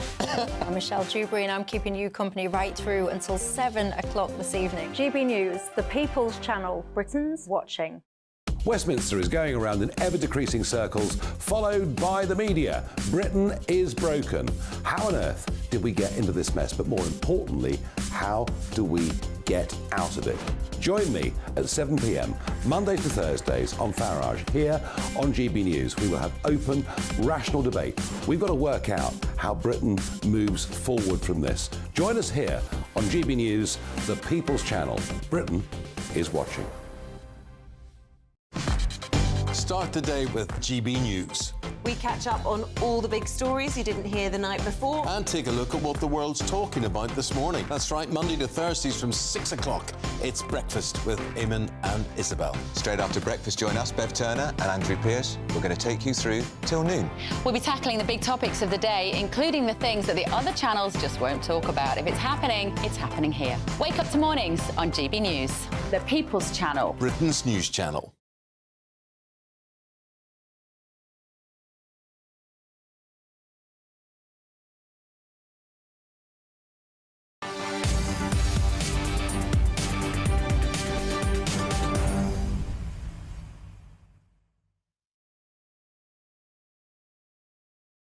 We are very much back at it now, so thank you very much for bearing with us.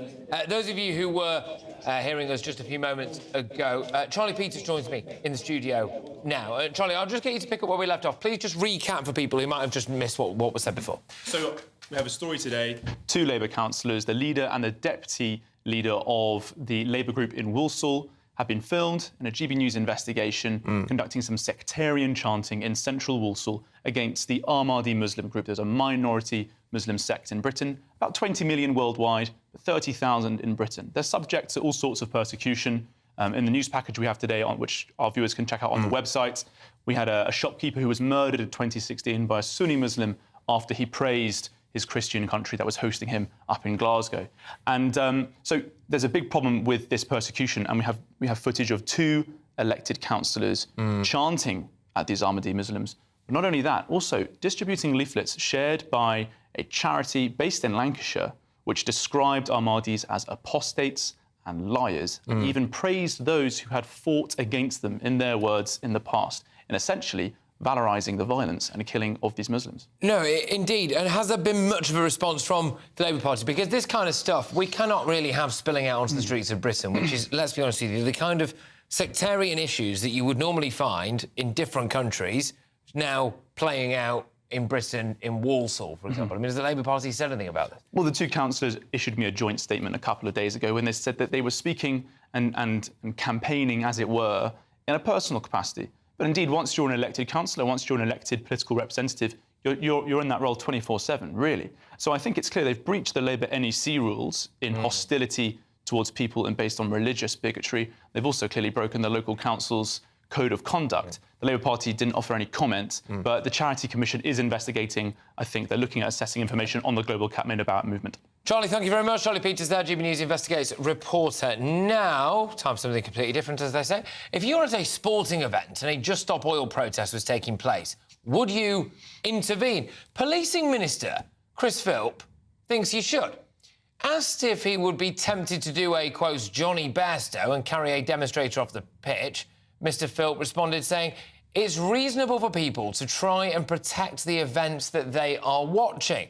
Now, this is a very, very fine line, isn't it? And a very difficult one to tread, because I dare say that many people would want to, quote, do a Johnny Bairstow. But that's all right, isn't it, if you then behave like Johnny Bairstow. But it is that fine line, isn't it, between vigilante justice, someone going too far, and someone getting hurt. There is, of course, that question about Just Stop Oil putting themselves in that position, which is why we're going to have a discussion about it now. Joining me now is Just Stop Oil spokesperson Chloe Naldret, and thank you very much, Chloe. Great to have you on the show, much appreciated. Do you think that it is reasonable, then, for people who are watching sporting events or anything to essentially deal with you themselves? Well, hi, thank you so much for having me on, Patrick, and for giving space to this discussion.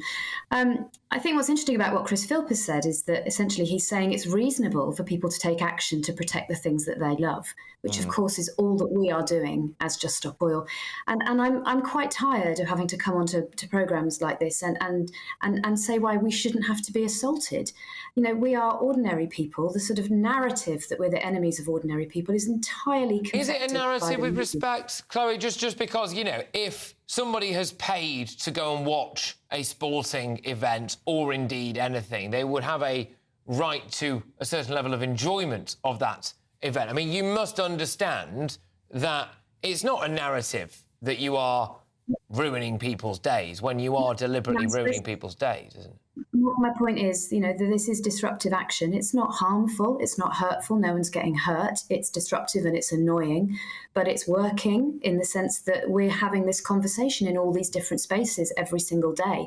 And that's really, really important. The people who are taking these actions are people, you know, I'm an ordinary mum. The people that took action at Wimbledon yesterday, they're ordinary grandparents who are saying, I don't know what the future for my grandchildren is going to look like, or even if there is going to be one for them. We had the 2 hottest days, not just of the year, but the hottest days ever recorded this week. They've broken the temperature records twice. That's global annual temperatures all around the world. They've never been higher in the history of humankind on this planet. We're doing that. It's not natural and it's not inevitable. It's being caused because we are burning huge quantities of fossil fuel. I'm just trying to drill down about what you think you are achieving here, because the public, by and large, do despise you. Our politicians aren't really doing exactly what you want them to do. And even really big, notorious environmental campaigners like Swampy think you're idiots. So who are you winning over? Let's just unpack that, Patrick. So first of all, you know, the idea that we're despised. Well, I mean, you keep saying that on this programme, so that feels to your audience, I imagine, like a legitimate view for them to hold. But that's not the experience that's not the whole experience that we're having on the streets. I mean, I am just. Well, can I just push back? No, can I just push back on that? Because I mean, in the last 2 or 3, 4, 5 maybe days, right, the last week or so, you've been doused in milk by ordinary passers-by. Someone who was living in a council flat poured a load of water over you. People have been swearing at you in cars. A bloke who looked like he'd had a few drinks on a stag do nick one of your signs. And then if you go back a bit further, I don't think you've got many fans at the snooker, the cricket, the rugby, the Chelsea Flower Show, or the opera. So, with respect, you are not popular. But we're not trying to be popular. That's not the point of this campaign. And of course, what you're sharing, what you're talking about, is those moments where we do experience confrontation when we're out on the streets taking action. But it's not the whole story, because there are also people who stop and who applaud and who say thank you so much for what you're doing. I'm so worried and I don't know what to do, and I'm glad you're here. So it would be helpful if we were telling that story as well. In respect of politicians, the no new oil demand, which is absolutely essential, that's being demanded by the United Nations, by the World Health Organization, by the British Medical Association, by the International Energy Agency. And by a lot of Middle Eastern despots as well, whose eyes and ears prick up, don't they? When they say there was no new oil and gas, because we would have to import a lot lot of that from countries where hang on. Let me finish what I'm saying before we get sidetracked. You don't agree with their values, but demand, which is coming from the UN and other bodies, which is about you know that if we want to have a habitable planet, we've got to stop burning fossil fuels. That has been adopted by every major political party in this country, other than the Tories. So, Chloe, if you glued yourself to the road in front of my car, and next to me was my partner who was having a heart attack, right, and I ripped you off that road and moved you, would it be me who was out of order? Well, firstly, Patrick, gluing ourselves to things is not the way that it's not the tactic that we're using at the moment. We've got a very clear blue light policy, so let's not talk about hypotheticals. Let's talk about what actually happens. Actually, you know what, Chloe? I am sick. But the thing is, Chloe, you undermine yourself here because that is a lie. The blue lights policy has been debunked so many times. We've played videos of it where people in ambulances with the blue lights on can't get through. So I don't think you do your cause any good by living in this fantasy world where you're all lovely, really popular people who causes nobody any disruption whatsoever. And the blue light policy is a load of rubbish. We've seen it happen. People, if you cause a traffic jam in the middle of a city, there is always the chance that somebody, in the case of an emergency, is not going to be able to get to that emergency. So sure. There is in London, a city of 60,000 roads, and we're holding up maybe 5. Look, the blue light policy is a really serious issue here. We've done a Freedom of Information Act. We've never had any complaints from the emergency services that we have delayed from getting because they're too busy putting a defibrillator to somebody's chest to think, oh gosh, you know what I'll do now? I'll go and complain. Look, Chloe, are you not worried that there's going to end up being the potential anyway for serious vigilante justice? I mean, is that actually secretly what you guys want? Do you think it would further your cause if someone just battered a load of Just Stop Oil protesters. No, of course not, Patrick. Nobody wants that. That would be ridiculous. Look, the climate crisis is the biggest threat to law and order that humanity's ever faced. What do you think people are going to do when there isn't enough food to go round? What do you think people are going to do when there's not enough water? What do you think they're going to do when the air is toxic to breathe? That's already the case in many of our cities. We've already got our children breathing toxic air. What are we going to be doing when our homes are going up in wildfires, like 60 families lost their homes last summer? You know, what is going to happen when there's just simply not the conditions that we need to live available to all the people in this country anymore? We're going to have civil chaos. And all we're trying to do, all these ordinary, loving people are trying to do, is say, we've got to act now. We've got to have this conversation everywhere. OK, fine. Can I ask, I think you said you were an ordinary mum just before. I've spoken to quite a few people in Just Stop Oil who said that they don't want to bring children into this world because it's so bad. Do you regret that? I have huge compassion for anybody who feels that way, that they don't think it's right or responsible to have children when the future is so uncertain. Do you regret bringing children into the world? I mean, I don't regret having my two children. They're the light and joy of my life. But I do understand that it's my responsibility as their parent to fight for their future, in the same way that, you know, I'm responsible in respect of them doing their homework and eating properly. I have to be responsible for their future as well. What do you do for a living? And at the moment, their future is so uncertain that is genuinely frightening to me as a parent. Frightening. What do you do for a living, out of interest?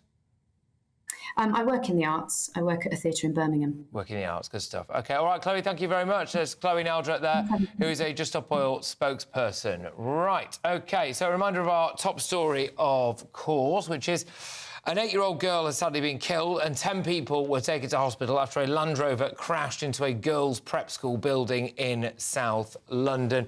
A woman in her 40s has been arrested on suspicion of causing death by dangerous driving.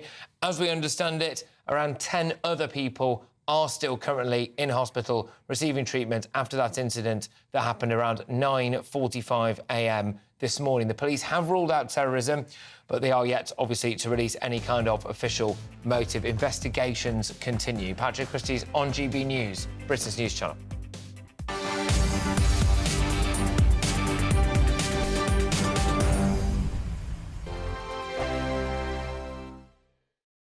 First and foremost, I am a GB News fan, and I was before I was working here. Just love the fact that we're asking the questions that a lot of establishment media won't ask. With a bit of a twist, we not only want to inform you, but we want to keep you entertained. It's worth the drive because you get in and the team's all ready and waiting, they're itching to go, and it's a proper little family. GB News is the people's channel. It's the audience that makes the programme sing. We're giving our viewers and our listeners a voice. I see the thousands of your letters, tweets, emails, you name it, coming in. Britain is broken. How on earth did we get into this mess? But more importantly, how do we get out of it? The establishment had their chance. Now we're here to represent you. It's time for something different. It's time for GB News. I'm very patriotic. I believe in Britain. Our best days lie ahead. Britain's watching. Britain's watching. Join us here on GB News. The People's Channel. Britain's news channel. Join me, Patrick Christys, Monday to Friday, 3 till 6. We tackle the day's news agenda like you've never seen before. It's high tempo, high octane, the most controversial topics and the best guests. You will not be able to take your eyes and ears off it. I'm not afraid to ask the questions that you really want answered. 3 till 6 p.m, Monday to Friday on GB News, the People's Channel, Britain's news channel. I'm Andrew Doyle. Join me at 7 o'clock every Sunday night for Free Speech Nation, the show where I tackle the week's biggest stories in politics and current affairs with the help of my 2 comedian panellists and a variety of special guests. Free Speech Nation, Sunday nights from 7 on GB News, the People's Channel, Britain's news channel. GB News has its own late-night paper preview show, Headliners, where comedians take you through the next day's top news stories. You don't have to bother reading the newspaper, we've got it covered for you. Headliners, every night at 11 p.m, and repeated every morning at 5 a.m. We won't send you to sleep like some of the other paper review shows out there. GB News, the People's Channel, Britain's news channel. Join me, Camilla Tominey, on Sunday mornings from 9:30, taking the politicians to task and breaking out of SW1 to see how their decisions are affecting you across the UK. Bursting the Westminster bubble every Sunday morning, only on GB News, the People's Channel. Britain's watching. Every Sunday from 11, join Michael Portillo. There will be topical discussion, looking at the week before and the week to come. So kick back and relax at 11 a.m. on Sundays on GB News with me, Michael Portillo. GB News, the People's Channel, Britain's news channel. What you get for breakfast is something that, if we do our jobs right, you will wake up to news that you didn't know the night before. It's a conversation. It's not just me and Eamon. We want to get to know you, and we want you to get to know us. From 6, it's Breakfast with Eamon and Isabel. Monday to Thursdays on GB News, Britain's news channel. Hi, I'm Dan Wootton. You can watch me live on GB News Monday to Thursday from 9 p.m. And did you know that you can also watch and listen live on our website, gbnews.com. You'll always be up to date on the latest breaking news, as well as enjoying the best stories, opinions and shows. You can even join the debate under our live player as you're watching. So head straight to gbnews.com on TV, radio and online. GB News, Britain's news channel.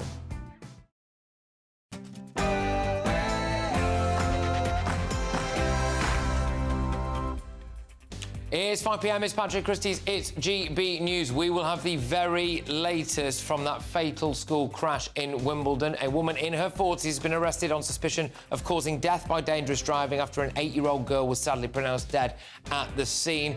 At least 10 other people remain in hospital. More information as we get it. In other news, I'm also going to be talking a lot about this. It's been floated, for want of a better phrase, that maybe we should use some uninhabited small islands off the coast of the British Isles to house asylum seekers. What do you make of that?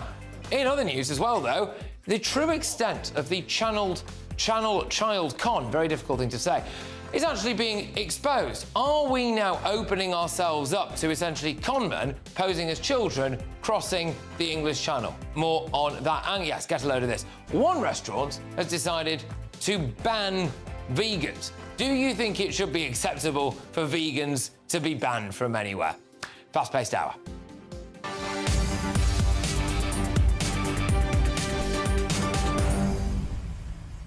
GB Views at gbnews.com. I want your views this hour on whether or not we should be using some of those uninhabited little islands off the coast of Britain to house people who've just arrived here on dinghies across the channel. Do you think that would be a good deterrent? GB Views at gbnews.com. But it is Polly now with your headlines.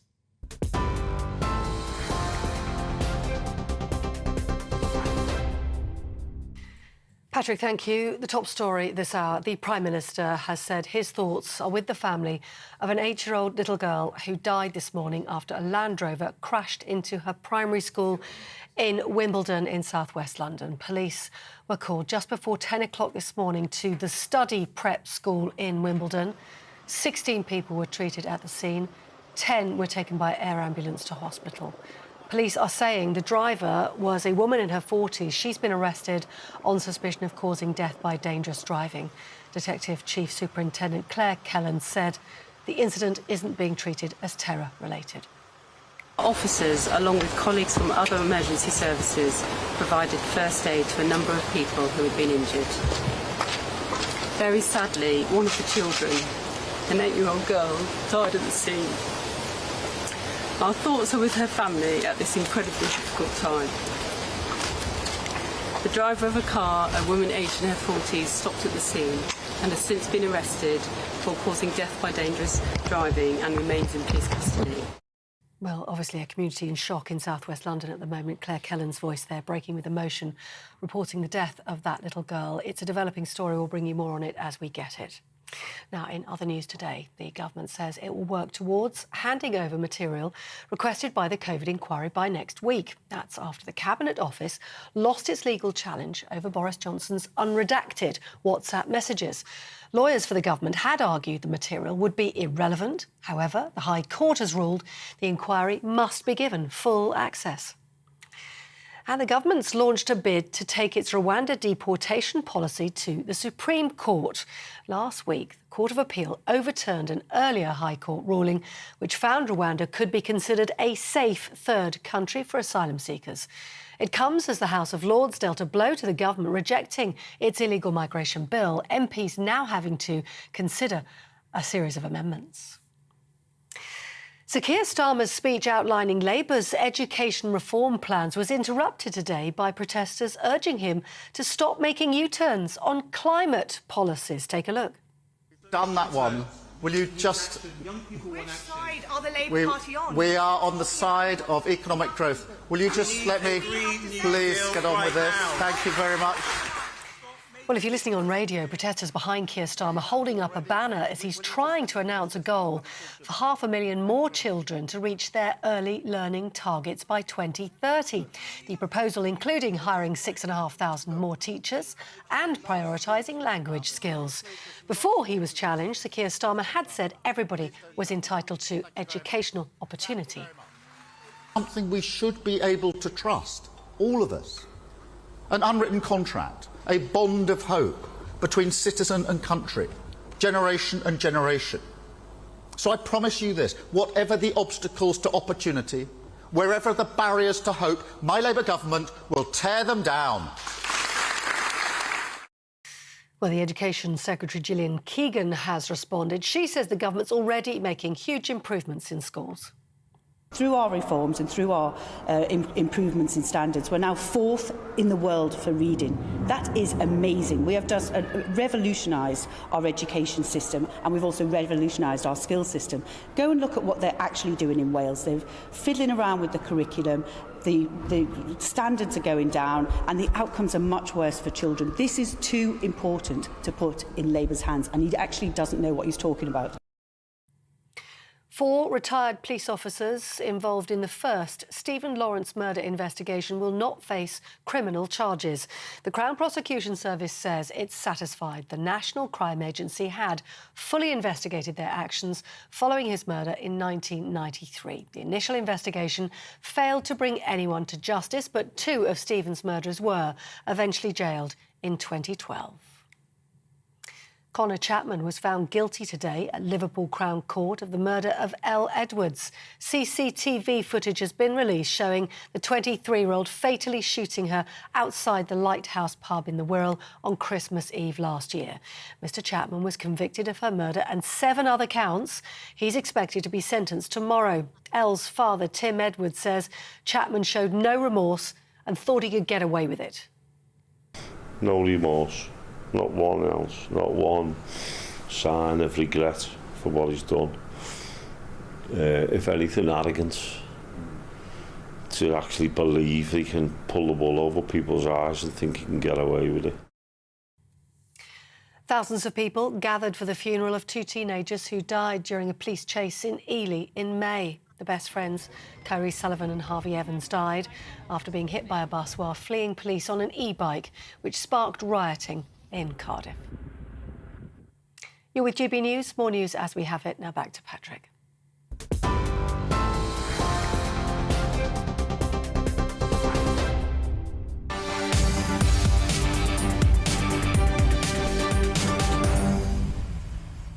Well, we start with news of a major change to government policy on the migrant crisis. Immigration officers will be able to use force to detain and remove child migrants if the illegal migration bill is passed. So it means that children who come across the channel can be detained whether they arrive on their own or with their parents or guardians. Now, the new bill would allow officers to use, quote, reasonable force where absolutely necessary. I'm joined now by Kevin Saunders, who's the former Chief Immigration Officer for the UK Border Force at Calais. Kevin, thank you very much. Now, the issue that this has is that some human rights groups and indeed some members of the House of Lords are saying this all sounds very, very inhumane. Is it? Good afternoon, Patrick. It's a difficult one, this. If a 16 or 17-year-old decides to cut up a little bit, then you've got to restrain them. So it is difficult. I don't think they're talking about really young children. I think they're talking about, people in their late teens and that sort of thing. But we are being conned by people pretending to be children. There's no doubt about that. Yeah, I'm quite pleased you said that, because there appeared to be some discrepancy about that earlier on, which I found quite baffling, but there we go.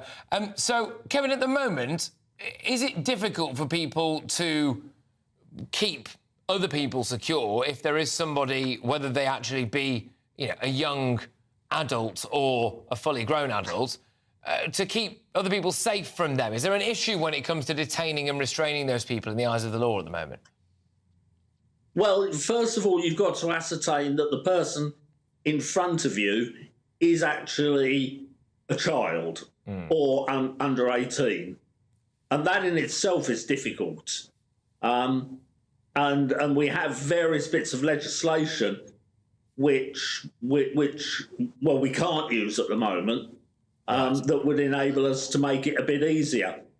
But if the person is deemed to be under 17, 18 years old, then they have to go off to the social services to be dealt with. Kevin, let's just have a bit of a drill down into some of your lived experience. So you're not sitting in front of a spreadsheet or some Home Office statistics or anything like this. You've been at the coalface, a former chief immigration officer for the UK Border Force at Calais. How badly are we being conned by people pretending to be children? Well, we're being very badly conned, and I mean, it used to, one of my roles would be to age assess children. Now, I'm not skilled in any way to age assess children, other than the fact that I've got two of my own. So I'm trying to work on the basis of whether I think it's reasonable that the person standing in front of me is or isn't a child. Now, I was very lucky because I had some very, very good officers who were extremely good at dealing with age assessment. And if there was ever any doubt, I'd wheel them out and get them to do it because they were very good. But it's difficult. It's very, very difficult. And you can make mistakes. Yeah, and indeed we have seen mistakes. My understanding was that there is an issue whereby if somebody doesn't look visibly over the age of 25, all too often they are just given the benefit of the doubt, and we do end up with situations like we had a double murderer and former drug dealer in a school before. Indeed, he actually went on to stab somebody to death on the streets of Bournemouth. That is obviously the absolute extreme example, but nonetheless, it did happen, and it would be quite nice if that didn't continue to happen in Britain. What more things do you want at your disposal? There's talk about this idea of using X-rays or dental checks or stem cell technology. Yes, there was a report published in January of this year by the Chief Scientific Officer at the Home Office, who actually has said, or she said, we could use X-rays or MRIs to determine age. However, there's legislation under the 2004, one of the 2004 Health Acts, about the use of ionising X-rays. And I know that the Home Office have actually referred this to the Ministry of Justice for their view on it. So, once again, we're stuck with the lawyers looking at things to tell us what we can and cannot do. No, absolutely. And it is, in your view, a definitive tactic that people are using, unquestionably, as we look at the figures from the Home Office, that for 2020 and 2021, 66% of disputed asylum seekers' claims turned out to be adults. That is a high proportion, a very high proportion. Is this a deliberate tactic? It is, Patrick, but it's because we're worried about saying, no, we don't think this person is an adult, or yes, we do think this person is an adult, when they're not. So what's happening is we're looking on the the safe side of things, if you like, and that's why the figures are so high. With this one that you were talking about earlier, he didn't come in through Dover. At Dover, it's there are professionals at Dover that can deal with this. This guy came in, I think, through Poole, and I don't think Poole has quite the same facilities as Dover does. No, all right. Well, look, Kevin, thank you very, very much. I mean, it's been great to actually chat to someone who's been there and seen this stuff firsthand, as opposed to, just kind of parroting whatever kind of spreadsheets, etc., that they may have in front of them. There is no substitute for practical lived experience, Kevin, and you certainly have quite a lot of that. It's Kevin Saunders there, is the former Chief Immigration Officer for the UK Border Force at Calais. And yes, this is in relation to the idea now that hopefully, anyway, if the illegal migration bill goes through, then there will be more of a capacity to use reasonable force where absolutely necessary in order to actually contain and look after the people who are around, unruly individuals who are claiming to be children, whether or not they are with their own parents or guardians as well. And it would appear to me that that is just a sensible thing. We have a culture of fear around protecting our own borders at the minute. GBviews at gbnews.com. I'm going to be returning to similar-ish topic on this. Another suggestion has been put forward as well about using uninhabited islands off the coast of Britain as detention centres for channel migrants. Would that act as some kind of deterrent? Is there any way that policy has got legs? So I'll be returning to that shortly. Loads more of this on our website, though, gbnews.com, the fastest-growing national news site in the country. All the big opinion, best analysis, big breaking news as well.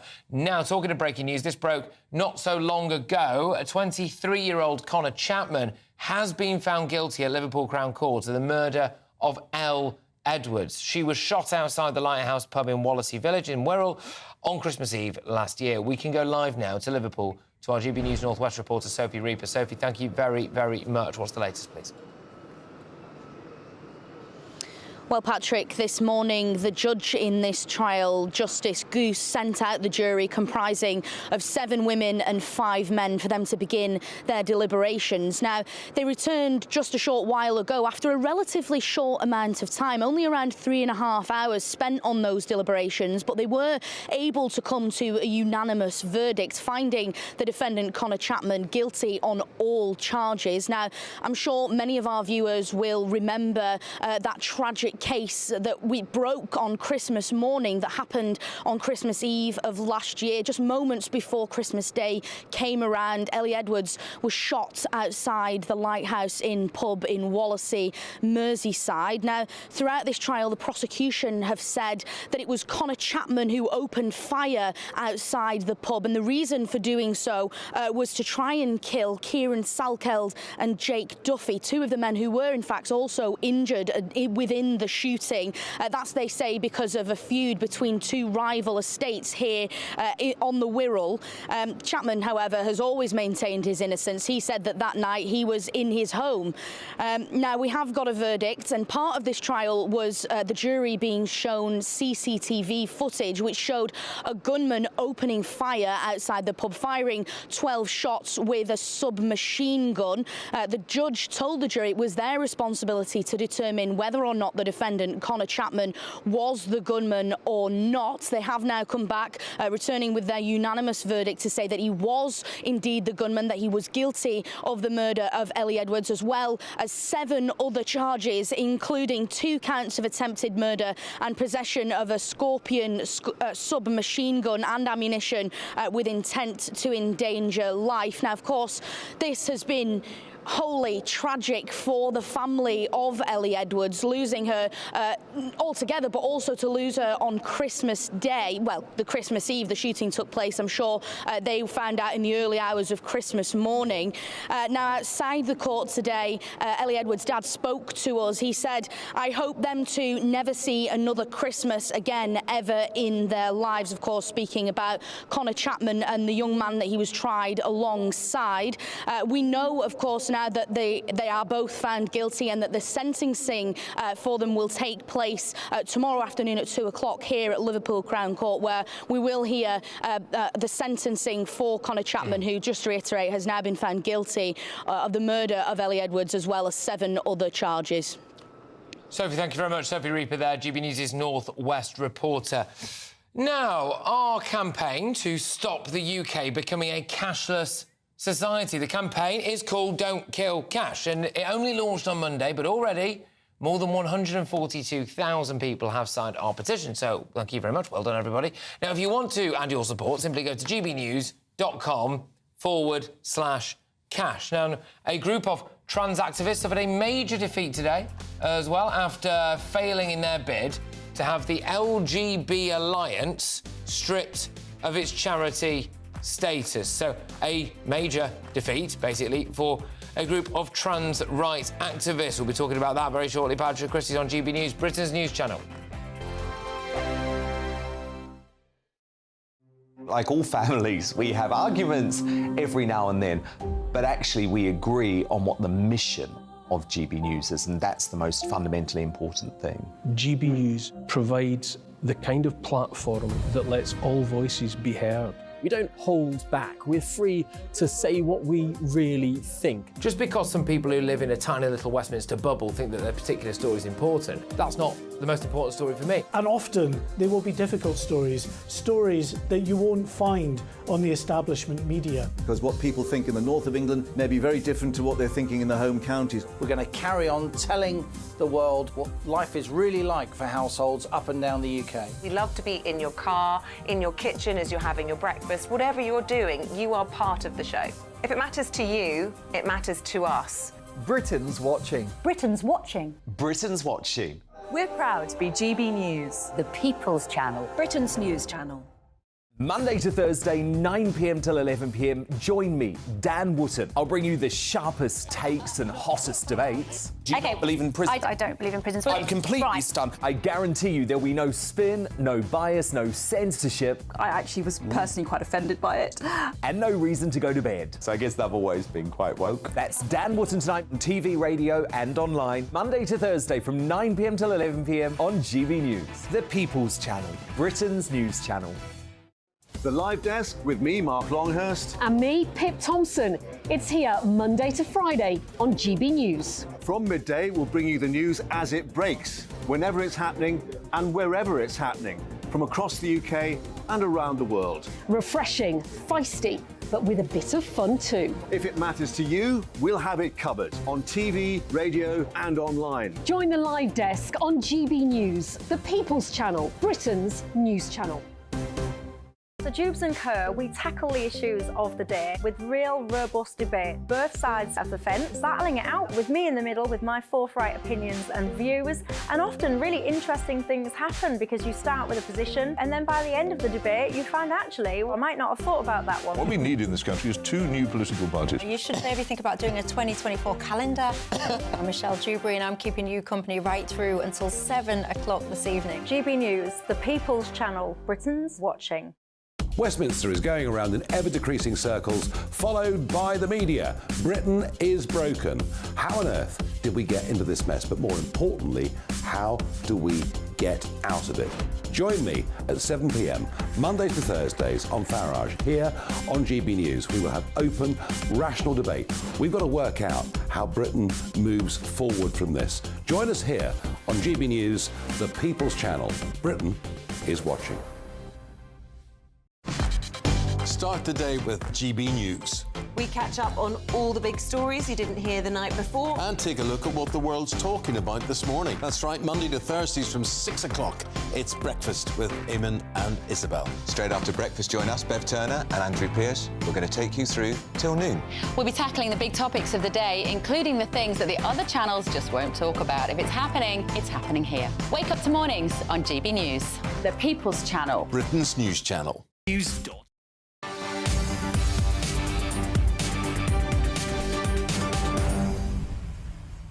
Well, in just a few minutes, I will ask whether restaurants should be allowed to ban vegans. But another controversial topic, the transgender charity Mermaids has lost its appeal to have charitable status stripped from the gay rights organisation LGB Alliance. Mermaids launched the legal action, alleging the organisation is merely a front for transphobia. LGB Alliance says it exists to advance the rights of lesbian, gay and bisexual people. I am joined now by none other than LGBTQ activist, director of the Peter Tatchell Foundation. It is Peter Tatchell. Peter, fantastic stuff. Great to have you on the show. How do you react to this? It's being called a victory for free speech by some. Well, it is a victory for the lesbian, gay, bisexual alliance, but on a legal technicality. The judges ruled that Mermaids, the trans charity, had no legal right or standing to bring a challenge to the Charity Commission's decision to register the LGB Alliance. Right. What the more substantive point was whether the Charity Commission should have registered the LGB Alliance in the first place. And on that point, the judges were split evenly. One said no, they shouldn't have been eligible for registration. The other said yes, they should. So it was a split decision. OK, I mean, so was the Rwanda plan, to be fair. So I would have thought the writing was on the wall for Mermaids when Jolyon Morn, the lawyer, piped up from the Good Law Project. I would just politely suggest that he's more famous for clubbing a fox to death in his back garden one Christmas whilst wearing his wife's kimono than he is for winning high-profile legal cases. But I suppose, hey, you get the lawyer you can afford. Why should anyone not be allowed to promote just LGB rights and not the T? Well, of course, everyone has that right. You can promote whatever you want within the law. That's fine. But let's be clear, the LGB Alliance has negligible support within the LGBT plus community. It is a tiny, fringe, discredited organisation. Most people will have nothing to do with it. It has no significant support. And it was set up precisely in order to split the LGBT plus community, to turn lesbian, gay and bisexual people against trans people and to oppose trans inclusion. That's the purpose of why it was set up. Is it really? Is it not just that it was lesbian women who didn't want trans men in their changing rooms?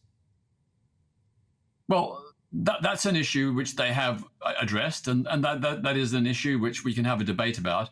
But the important thing is that, you know, when you look at what the LGB Alliance actually does, so much of its effort is focused on opposing trans rights and inclusion. Very little about supporting lesbian, gay and bisexual people. It promised to set up a helpline. We are still waiting. You know, it hasn't set up the helpline. We don't need a helpline. We've already got dozens of helplines across the country. Is Mermaids not equally controversial, though? I mean, they stood accused of doing a few things which obviously they quite strenuously deny, but about rushing to transition children, helping children transition, referring children to this Tavistock clinic that has now obviously got a huge amount of negative press as well. I mean, is there not an argument to say that Mermaids is even more fringe and potentially, just using some of your own words here, I think, potentially even more dangerous and divisive than the LGB lot? Well, if we look at Mermaids' record, we know that the vast majority of parents and trans young people who have gone to Mermaids praise its work and have found it really helpful. And they do not complain about Mermaids. They say that Mermaids has, in some cases, the parents say, Mermaids saved my child's life. I fear my child may have committed suicide, hadn't got the support they received from Mermaids. So Mermaids, it may not be blameless, but overwhelmingly it's doing amazing positive work that is supported by both trans young people and their parents. Apparently Mermaids relies primarily on donations. I'm just wondering, for the purposes of disclosure, have you ever donated to Mermaids? I haven't, no. No, OK, all right, fair enough. Is it not... I do support their work based on friends that I know whose young people have gone to Mermaids and been given huge help, and their mental and physical health has dramatically improved by getting that support from Mermaids. So I think they do amazing work. All right, your views, Peter. Thank you very much. Peter Tatchell there, who is LGBTQ activist director of the Peter Tatchell Foundation. Yes, it is interesting to see these groups kind of eating each other alive, isn't it? No, it doesn't really matter about the rights and wrongs of it. I mean, I suppose it does matter about the rights and wrongs of it, but it is just a fascinating thing to see that these groups are now splitting a community, and it just feels all very, very divisive, doesn't it? But there we go anyway. Right, here's a question for you. Should restaurant owners be allowed to ban vegans? Yes, I'm asking this after an increasing number of vegan activists targeted restaurants, moaning that they don't sell enough vegan options. Well, the owner of an Isle of Wight restaurant has come out and said that, yeah, he'd just ban them, basically. I'm just wondering whether or not that was OK. Joining me now is Ross Clark, the author of the book Not Zero. Ross, should it be OK to ban vegans from places?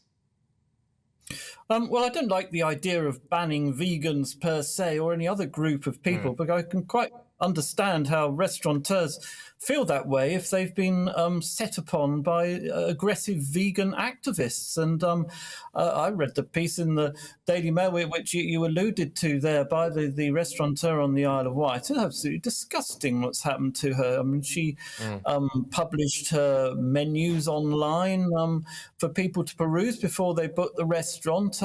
There didn't happen to be any vegan option there. There were vegetarian options, but not a vegan option. Whereupon she was contacted by this vegan activist saying, when are you going to put a vegan option on there? And when she explained, it was a sort of a small restaurant with a restricted menu, and she didn't have a vegan option there. They set upon her, and this usual old trick of using TripAdvisor, putting fake reviews on there to try and rubbish the restaurant, and it's just disgusting. These people got nothing better on. Maybe they should eat a steak and cheer up. This lot, seriously. I mean, the idea, just go to another restaurant.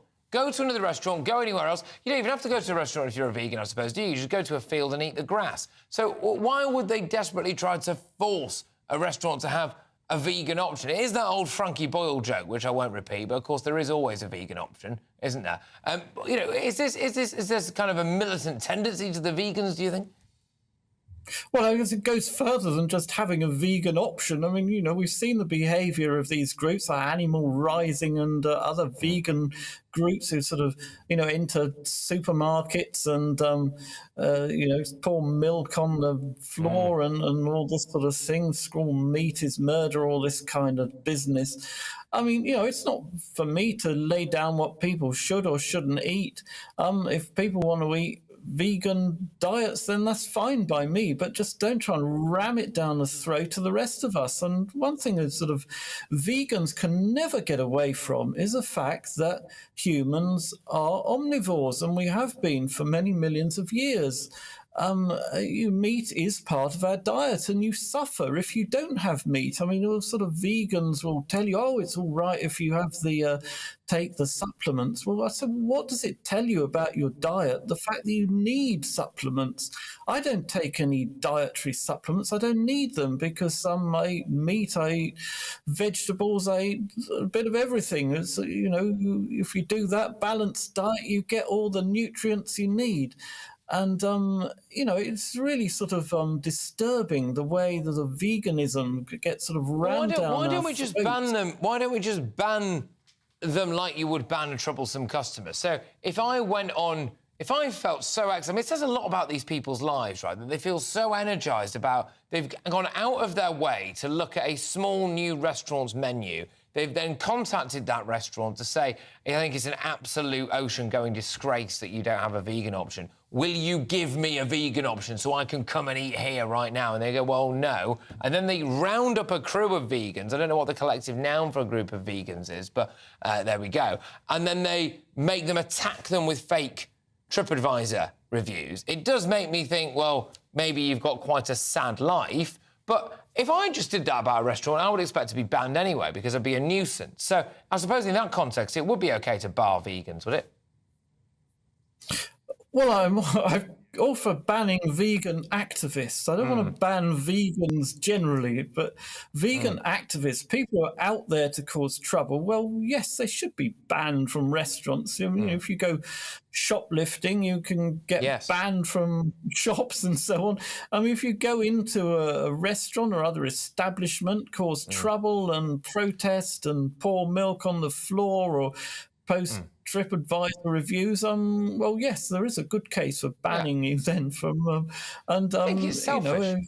I think it's selfish. From every restaurant in Britain, that would be a bad thing. It's asking people to go around, isn't it, and conform to their way of thinking sometimes and to make allowances and go the extra mile just for them. And, it may be pinpoints that they think they're a bit more special than everybody else. But Ross, thank you very much. Ross Clark there is the author of the book Not Zero. Well, in a few minutes' time, I will ask whether or not migrants, unaccompanied migrants, people who've just come across the channel, should live on uninhabited islands off the UK coast. That is a suggestion that has been floated. What do you make of that? There's loads of interesting views coming in. gbviews@gbnews.com. But right now, here's your headlines with Polly.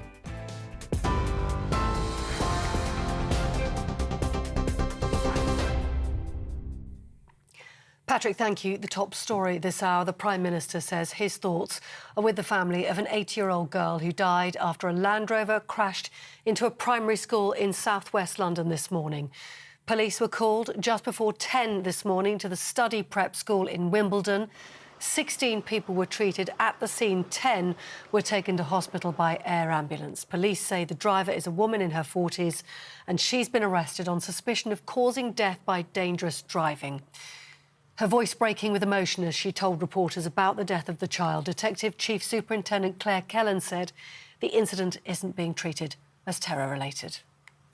Officers, along with colleagues from other emergency services, provided first aid to a number of people who had been injured. Very sadly, one of the children, an 8-year-old girl, died at the scene. Our thoughts are with her family at this incredibly difficult time.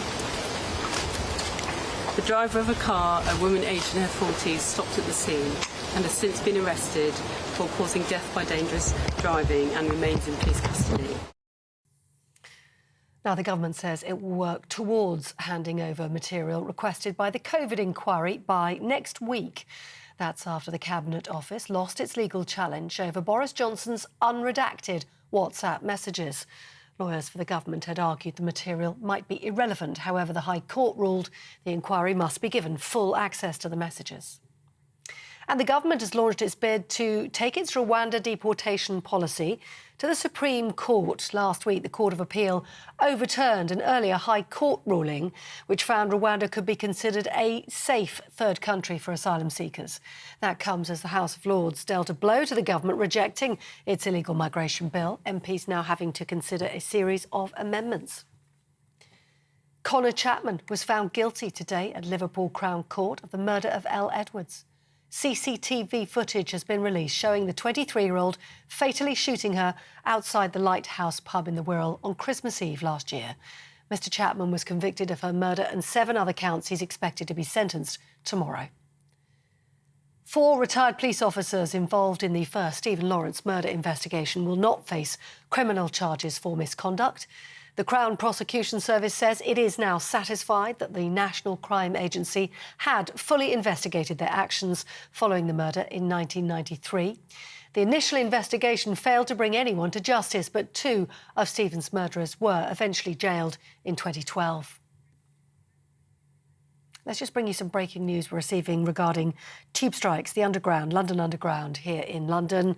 We're getting news from the RMT that they have announced their members will strike for a week on the London Underground from July the 23rd.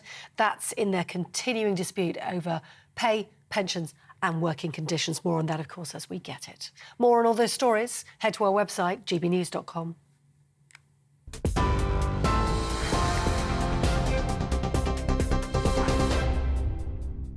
Direct Bullion sponsors the Finance Report on GB News for gold and silver investment.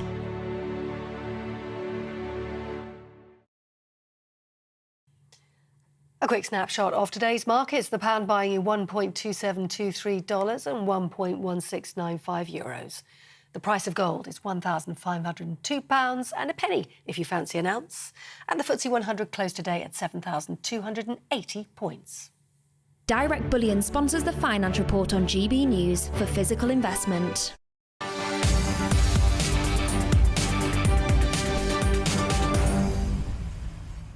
Well, Rishi's not making much progress on any of his 5 pledges at the moment, and with June seeing record numbers crossing the channel, his mission to stop the boats isn't, well, working, is it? But journalist Stephen Glover has an idea for the Prime Minister. What if, instead of housing asylum seekers in hotels, on barges, in disused military bases, in purpose-built accommodation, we built accommodation, though, on an uninhabited island, this part of the UK.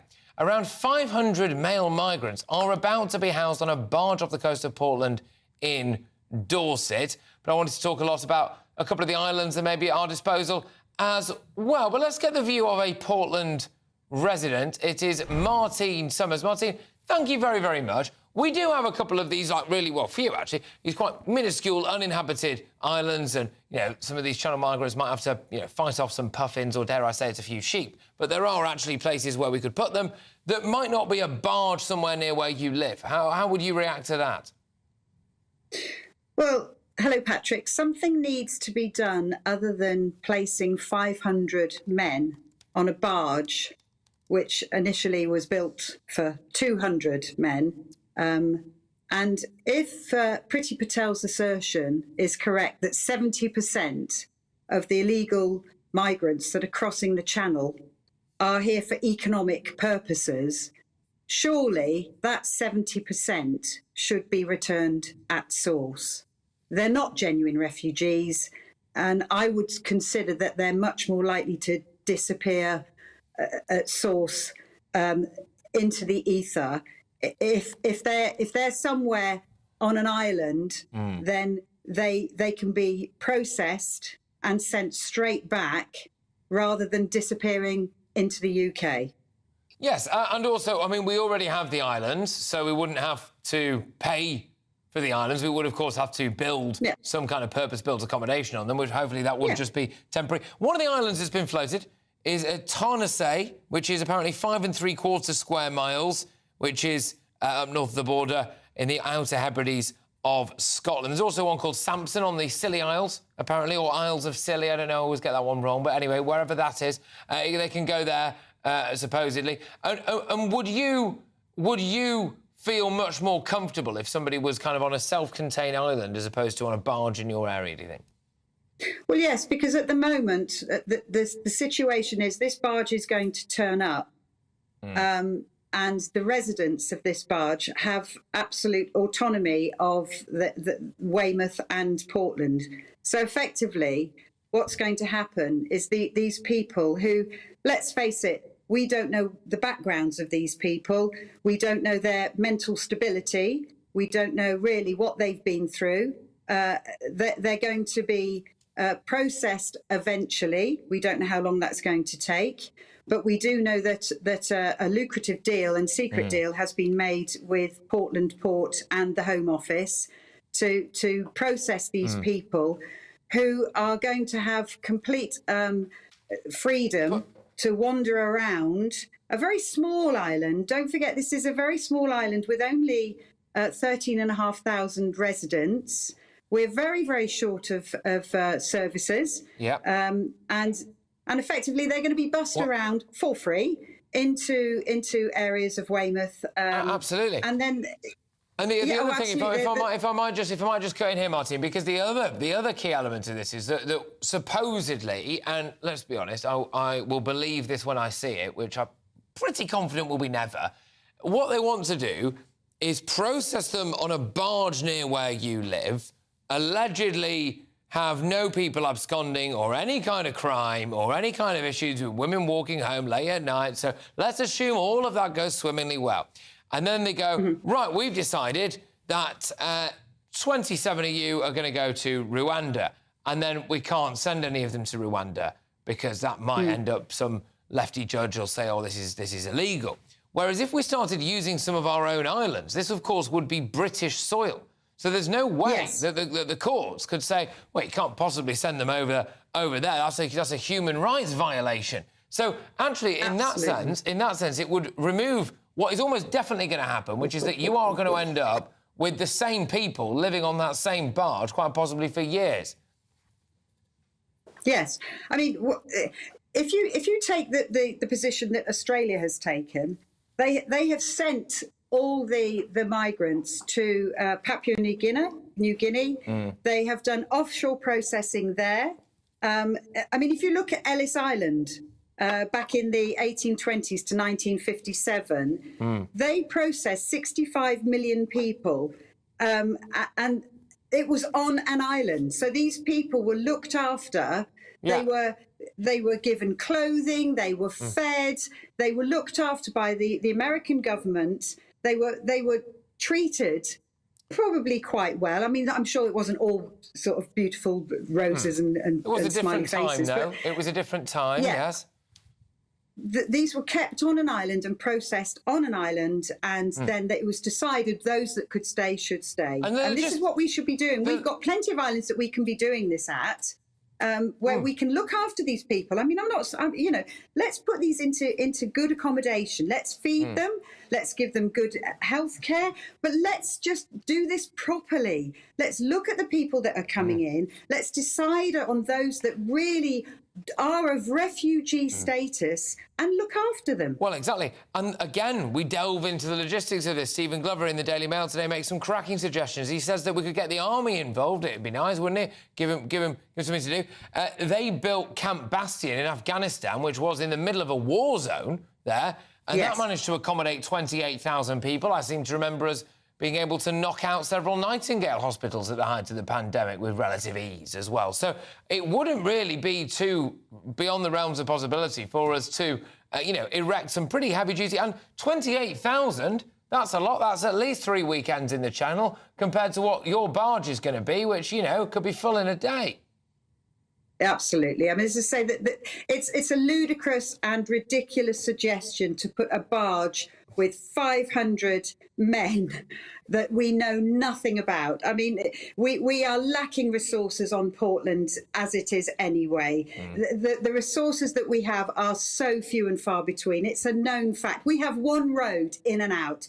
If anything should happen, that we need help or resources, it's not necessarily going to work. It's a ludicrous and ridiculous suggestion. Yeah. I mean, I understand that Portland Port already has lucrative contracts with the Home Office, because we have sort of high-level military activity on Portland, and I understand to a certain extent their position, but I think they genuinely have made a very, very big mistake on this one, and they need to just accept that and say, look, we've made a mistake, this is wrong, it won't happen. I don't really necessarily blame the port. I mean, if someone waves waves a bag of cash... 1.7 million a year. Well, there you go. You know, I mean, I'd do a lot for 1.7 million quid a year, to be fair, Martine.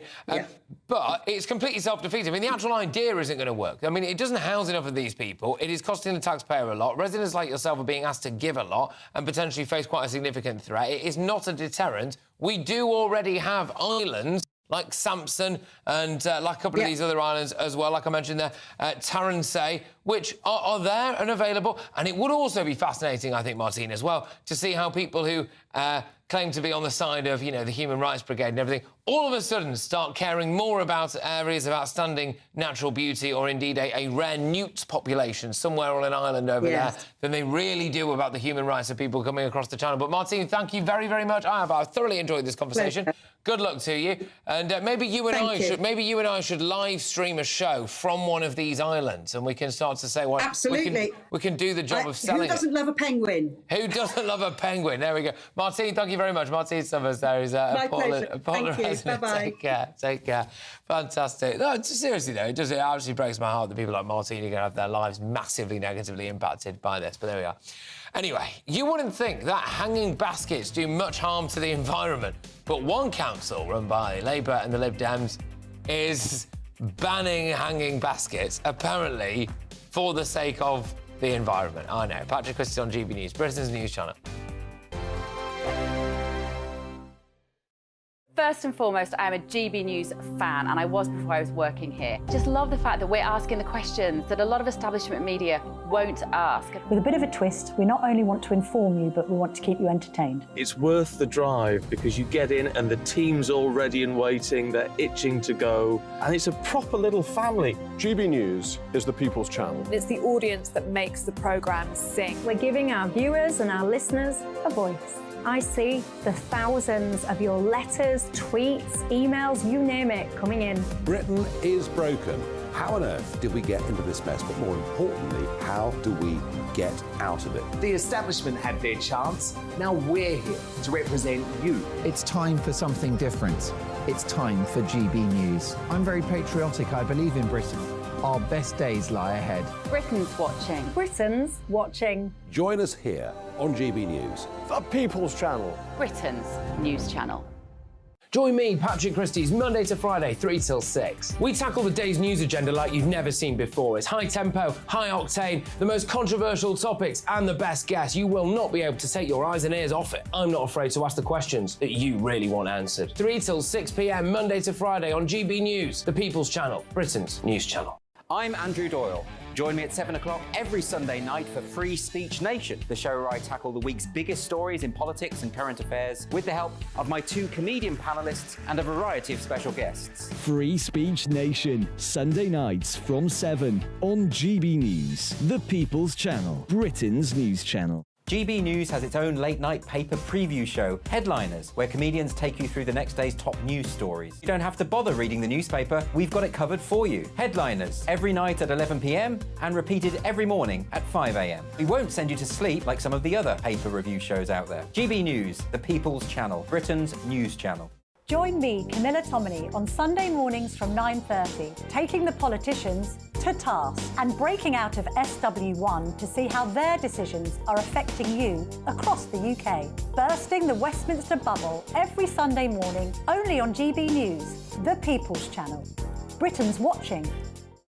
Every Sunday from 11, join Michael Portillo. There'll be topical discussion, looking at the week before and the week to come. So kick back and relax at 11 a.m. on Sundays on GB News with me, Michael Portillo. GB News, the People's Channel, Britain's news channel. What you get for breakfast is something that, if we do our jobs right, you will wake up to news that you didn't know the night before. It's a conversation. It's not just me and Eamon. We want to get to know you, and we want you to get to know us. From 6, it's Breakfast with Eamon and Isabel. Monday to Thursdays on GB News, Britain's news channel. Hi, I'm Dan Wootton. You can watch me live on GB News Monday to Thursday from 9 p.m. And did you know that you can also watch and listen live on our website, gbnews.com. You'll always be up to date on the latest breaking news, as well as enjoying the best stories, opinions and shows. You can even join the debate under our live player as you're watching. So head straight to gbnews.com on TV, radio and online. GB News, Britain's news channel.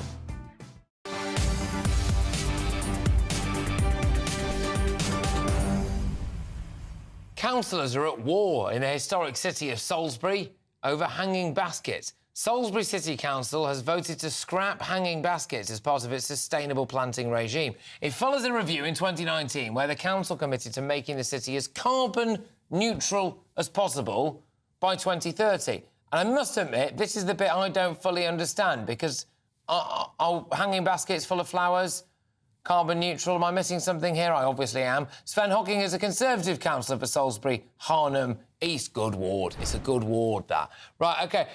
What's going on with the hanging baskets? Hi, Patrick. Do you know what? You couldn't make it up, could you? So, what we've got, Salisbury is a beautiful city. Yeah, historic buildings, fantastic architecture, loads of parks and open spaces, loads of green space, all sorts of stuff going on. Great bars, great restaurants, and within that we have a fantastic city centre which we need to keep light and bright and cheery, and to maintain that feel-good factor we need flowers, and lots of them, for no other reason than it makes people feel good. Yeah. So the city council is currently run by a sort of liberal Labour lefty India administration, and they've been afflicted by the sort of global climate change dogma. And they seem to believe that unless we do something now, by this time next year, the city will effectively become a smoking ruin. So out of that, we have a massive 250-page tree and eco strategy document, and you need to cut down a few trees to print that off, let me tell you. And within that, somewhere it says, we want to use less water. So we look at what wants to use less water, and they go flowers. So we'll get shot of those, and instead of flowers, we're going to have living pillars, or moss on a stick, as I've heard it in a few cases now. So there you go. How light and bright is that? Not very. And the logic behind that is because it will use less water and it will cost less. It's the water that they're going after, right? I was trying to figure out. But I suppose by the time you've factored in the removal of the hanging baskets and then the wrapping of said moss round said stick, I mean, and the transportation of all of that, some would argue that it might have just been worth keeping the hanging baskets. I think everybody's going to be arguing it would have been worth keeping the hanging baskets, because it's okay to go green, but we don't want everything just boringly green, do we? No. We need a little bit of colour, and we're going to lose all that if we're not careful. But I'm sorry, but I don't claim to be a massive expert on Salisbury, but my understanding is that there is rather a lot of green space in Salisbury. There is Quite tons famously. of green space in Salisbury. Yes, absolutely. Right. So you would think there's enough ecological stuff going on to be able to manage a few flowers and water them without pretty much upsetting half the city. Fantastic. I tell you what, I hope to talk to you again very soon. I am now going to be all over this story like a rash. I cannot drop this. We'll be there training myself to a hanging basket somewhere in Salisbury High Street. Sven, do you know what? One of the reasons they've said to us that they're doing this is like hilariously. So it's supply chain issues, it's global events, and political change. So not only is it water, obviously the war in Ukraine is having a massive effect on what is going on with our plants. Yeah. Anyway, thank you. Sven, I've got to go, but look, we'll pick this up. Sven Hocking there, Conservative Councillor for Salisbury. Right, OK, thank you very much, everybody. I will be back on tonight, 7 p.m, for covering Nigel Farage. It is yet again another massive Nigel Farage show, so make sure you stay tuned for that. Jubes & Co. now, though. I'm Alex Deakin, and this is your latest weather update from the Met Office for GB News. Wet and windy weather has already moved in across Northern Ireland, and it's going to become more extensive across Scotland thanks to this area of low pressure. There's more of those waiting in the wings for the weekend as well. But high pressure is still controlling things across a good chunk of England and Wales. Yes, we've seen one or two showers, but most places here staying fine through this evening, and some good spells of sunshine across the south. But wet and windy weather for Northern Ireland, spreading across Scotland. Some heavy bursts of rain, particularly through the southwest of Scotland. A little bit of rain at times for northwest England, north and west Wales too, but most of England and Wales having a dry night and a clear night, certainly across many central and eastern parts. A warmer night than last night, temperatures in most towns and cities staying in the teens. A wet start then to Friday for Northern Ireland and much of central and southern Scotland. That rain will pull away to the north. Most of England and Wales sunny and hot in the sunshine as well. And the humidity may spark some afternoon thunderstorms across the west of Northern Ireland and one or two over the west of Scotland. But generally turning drier across central Scotland. Temperatures here and for Northern Ireland into the low 20s. But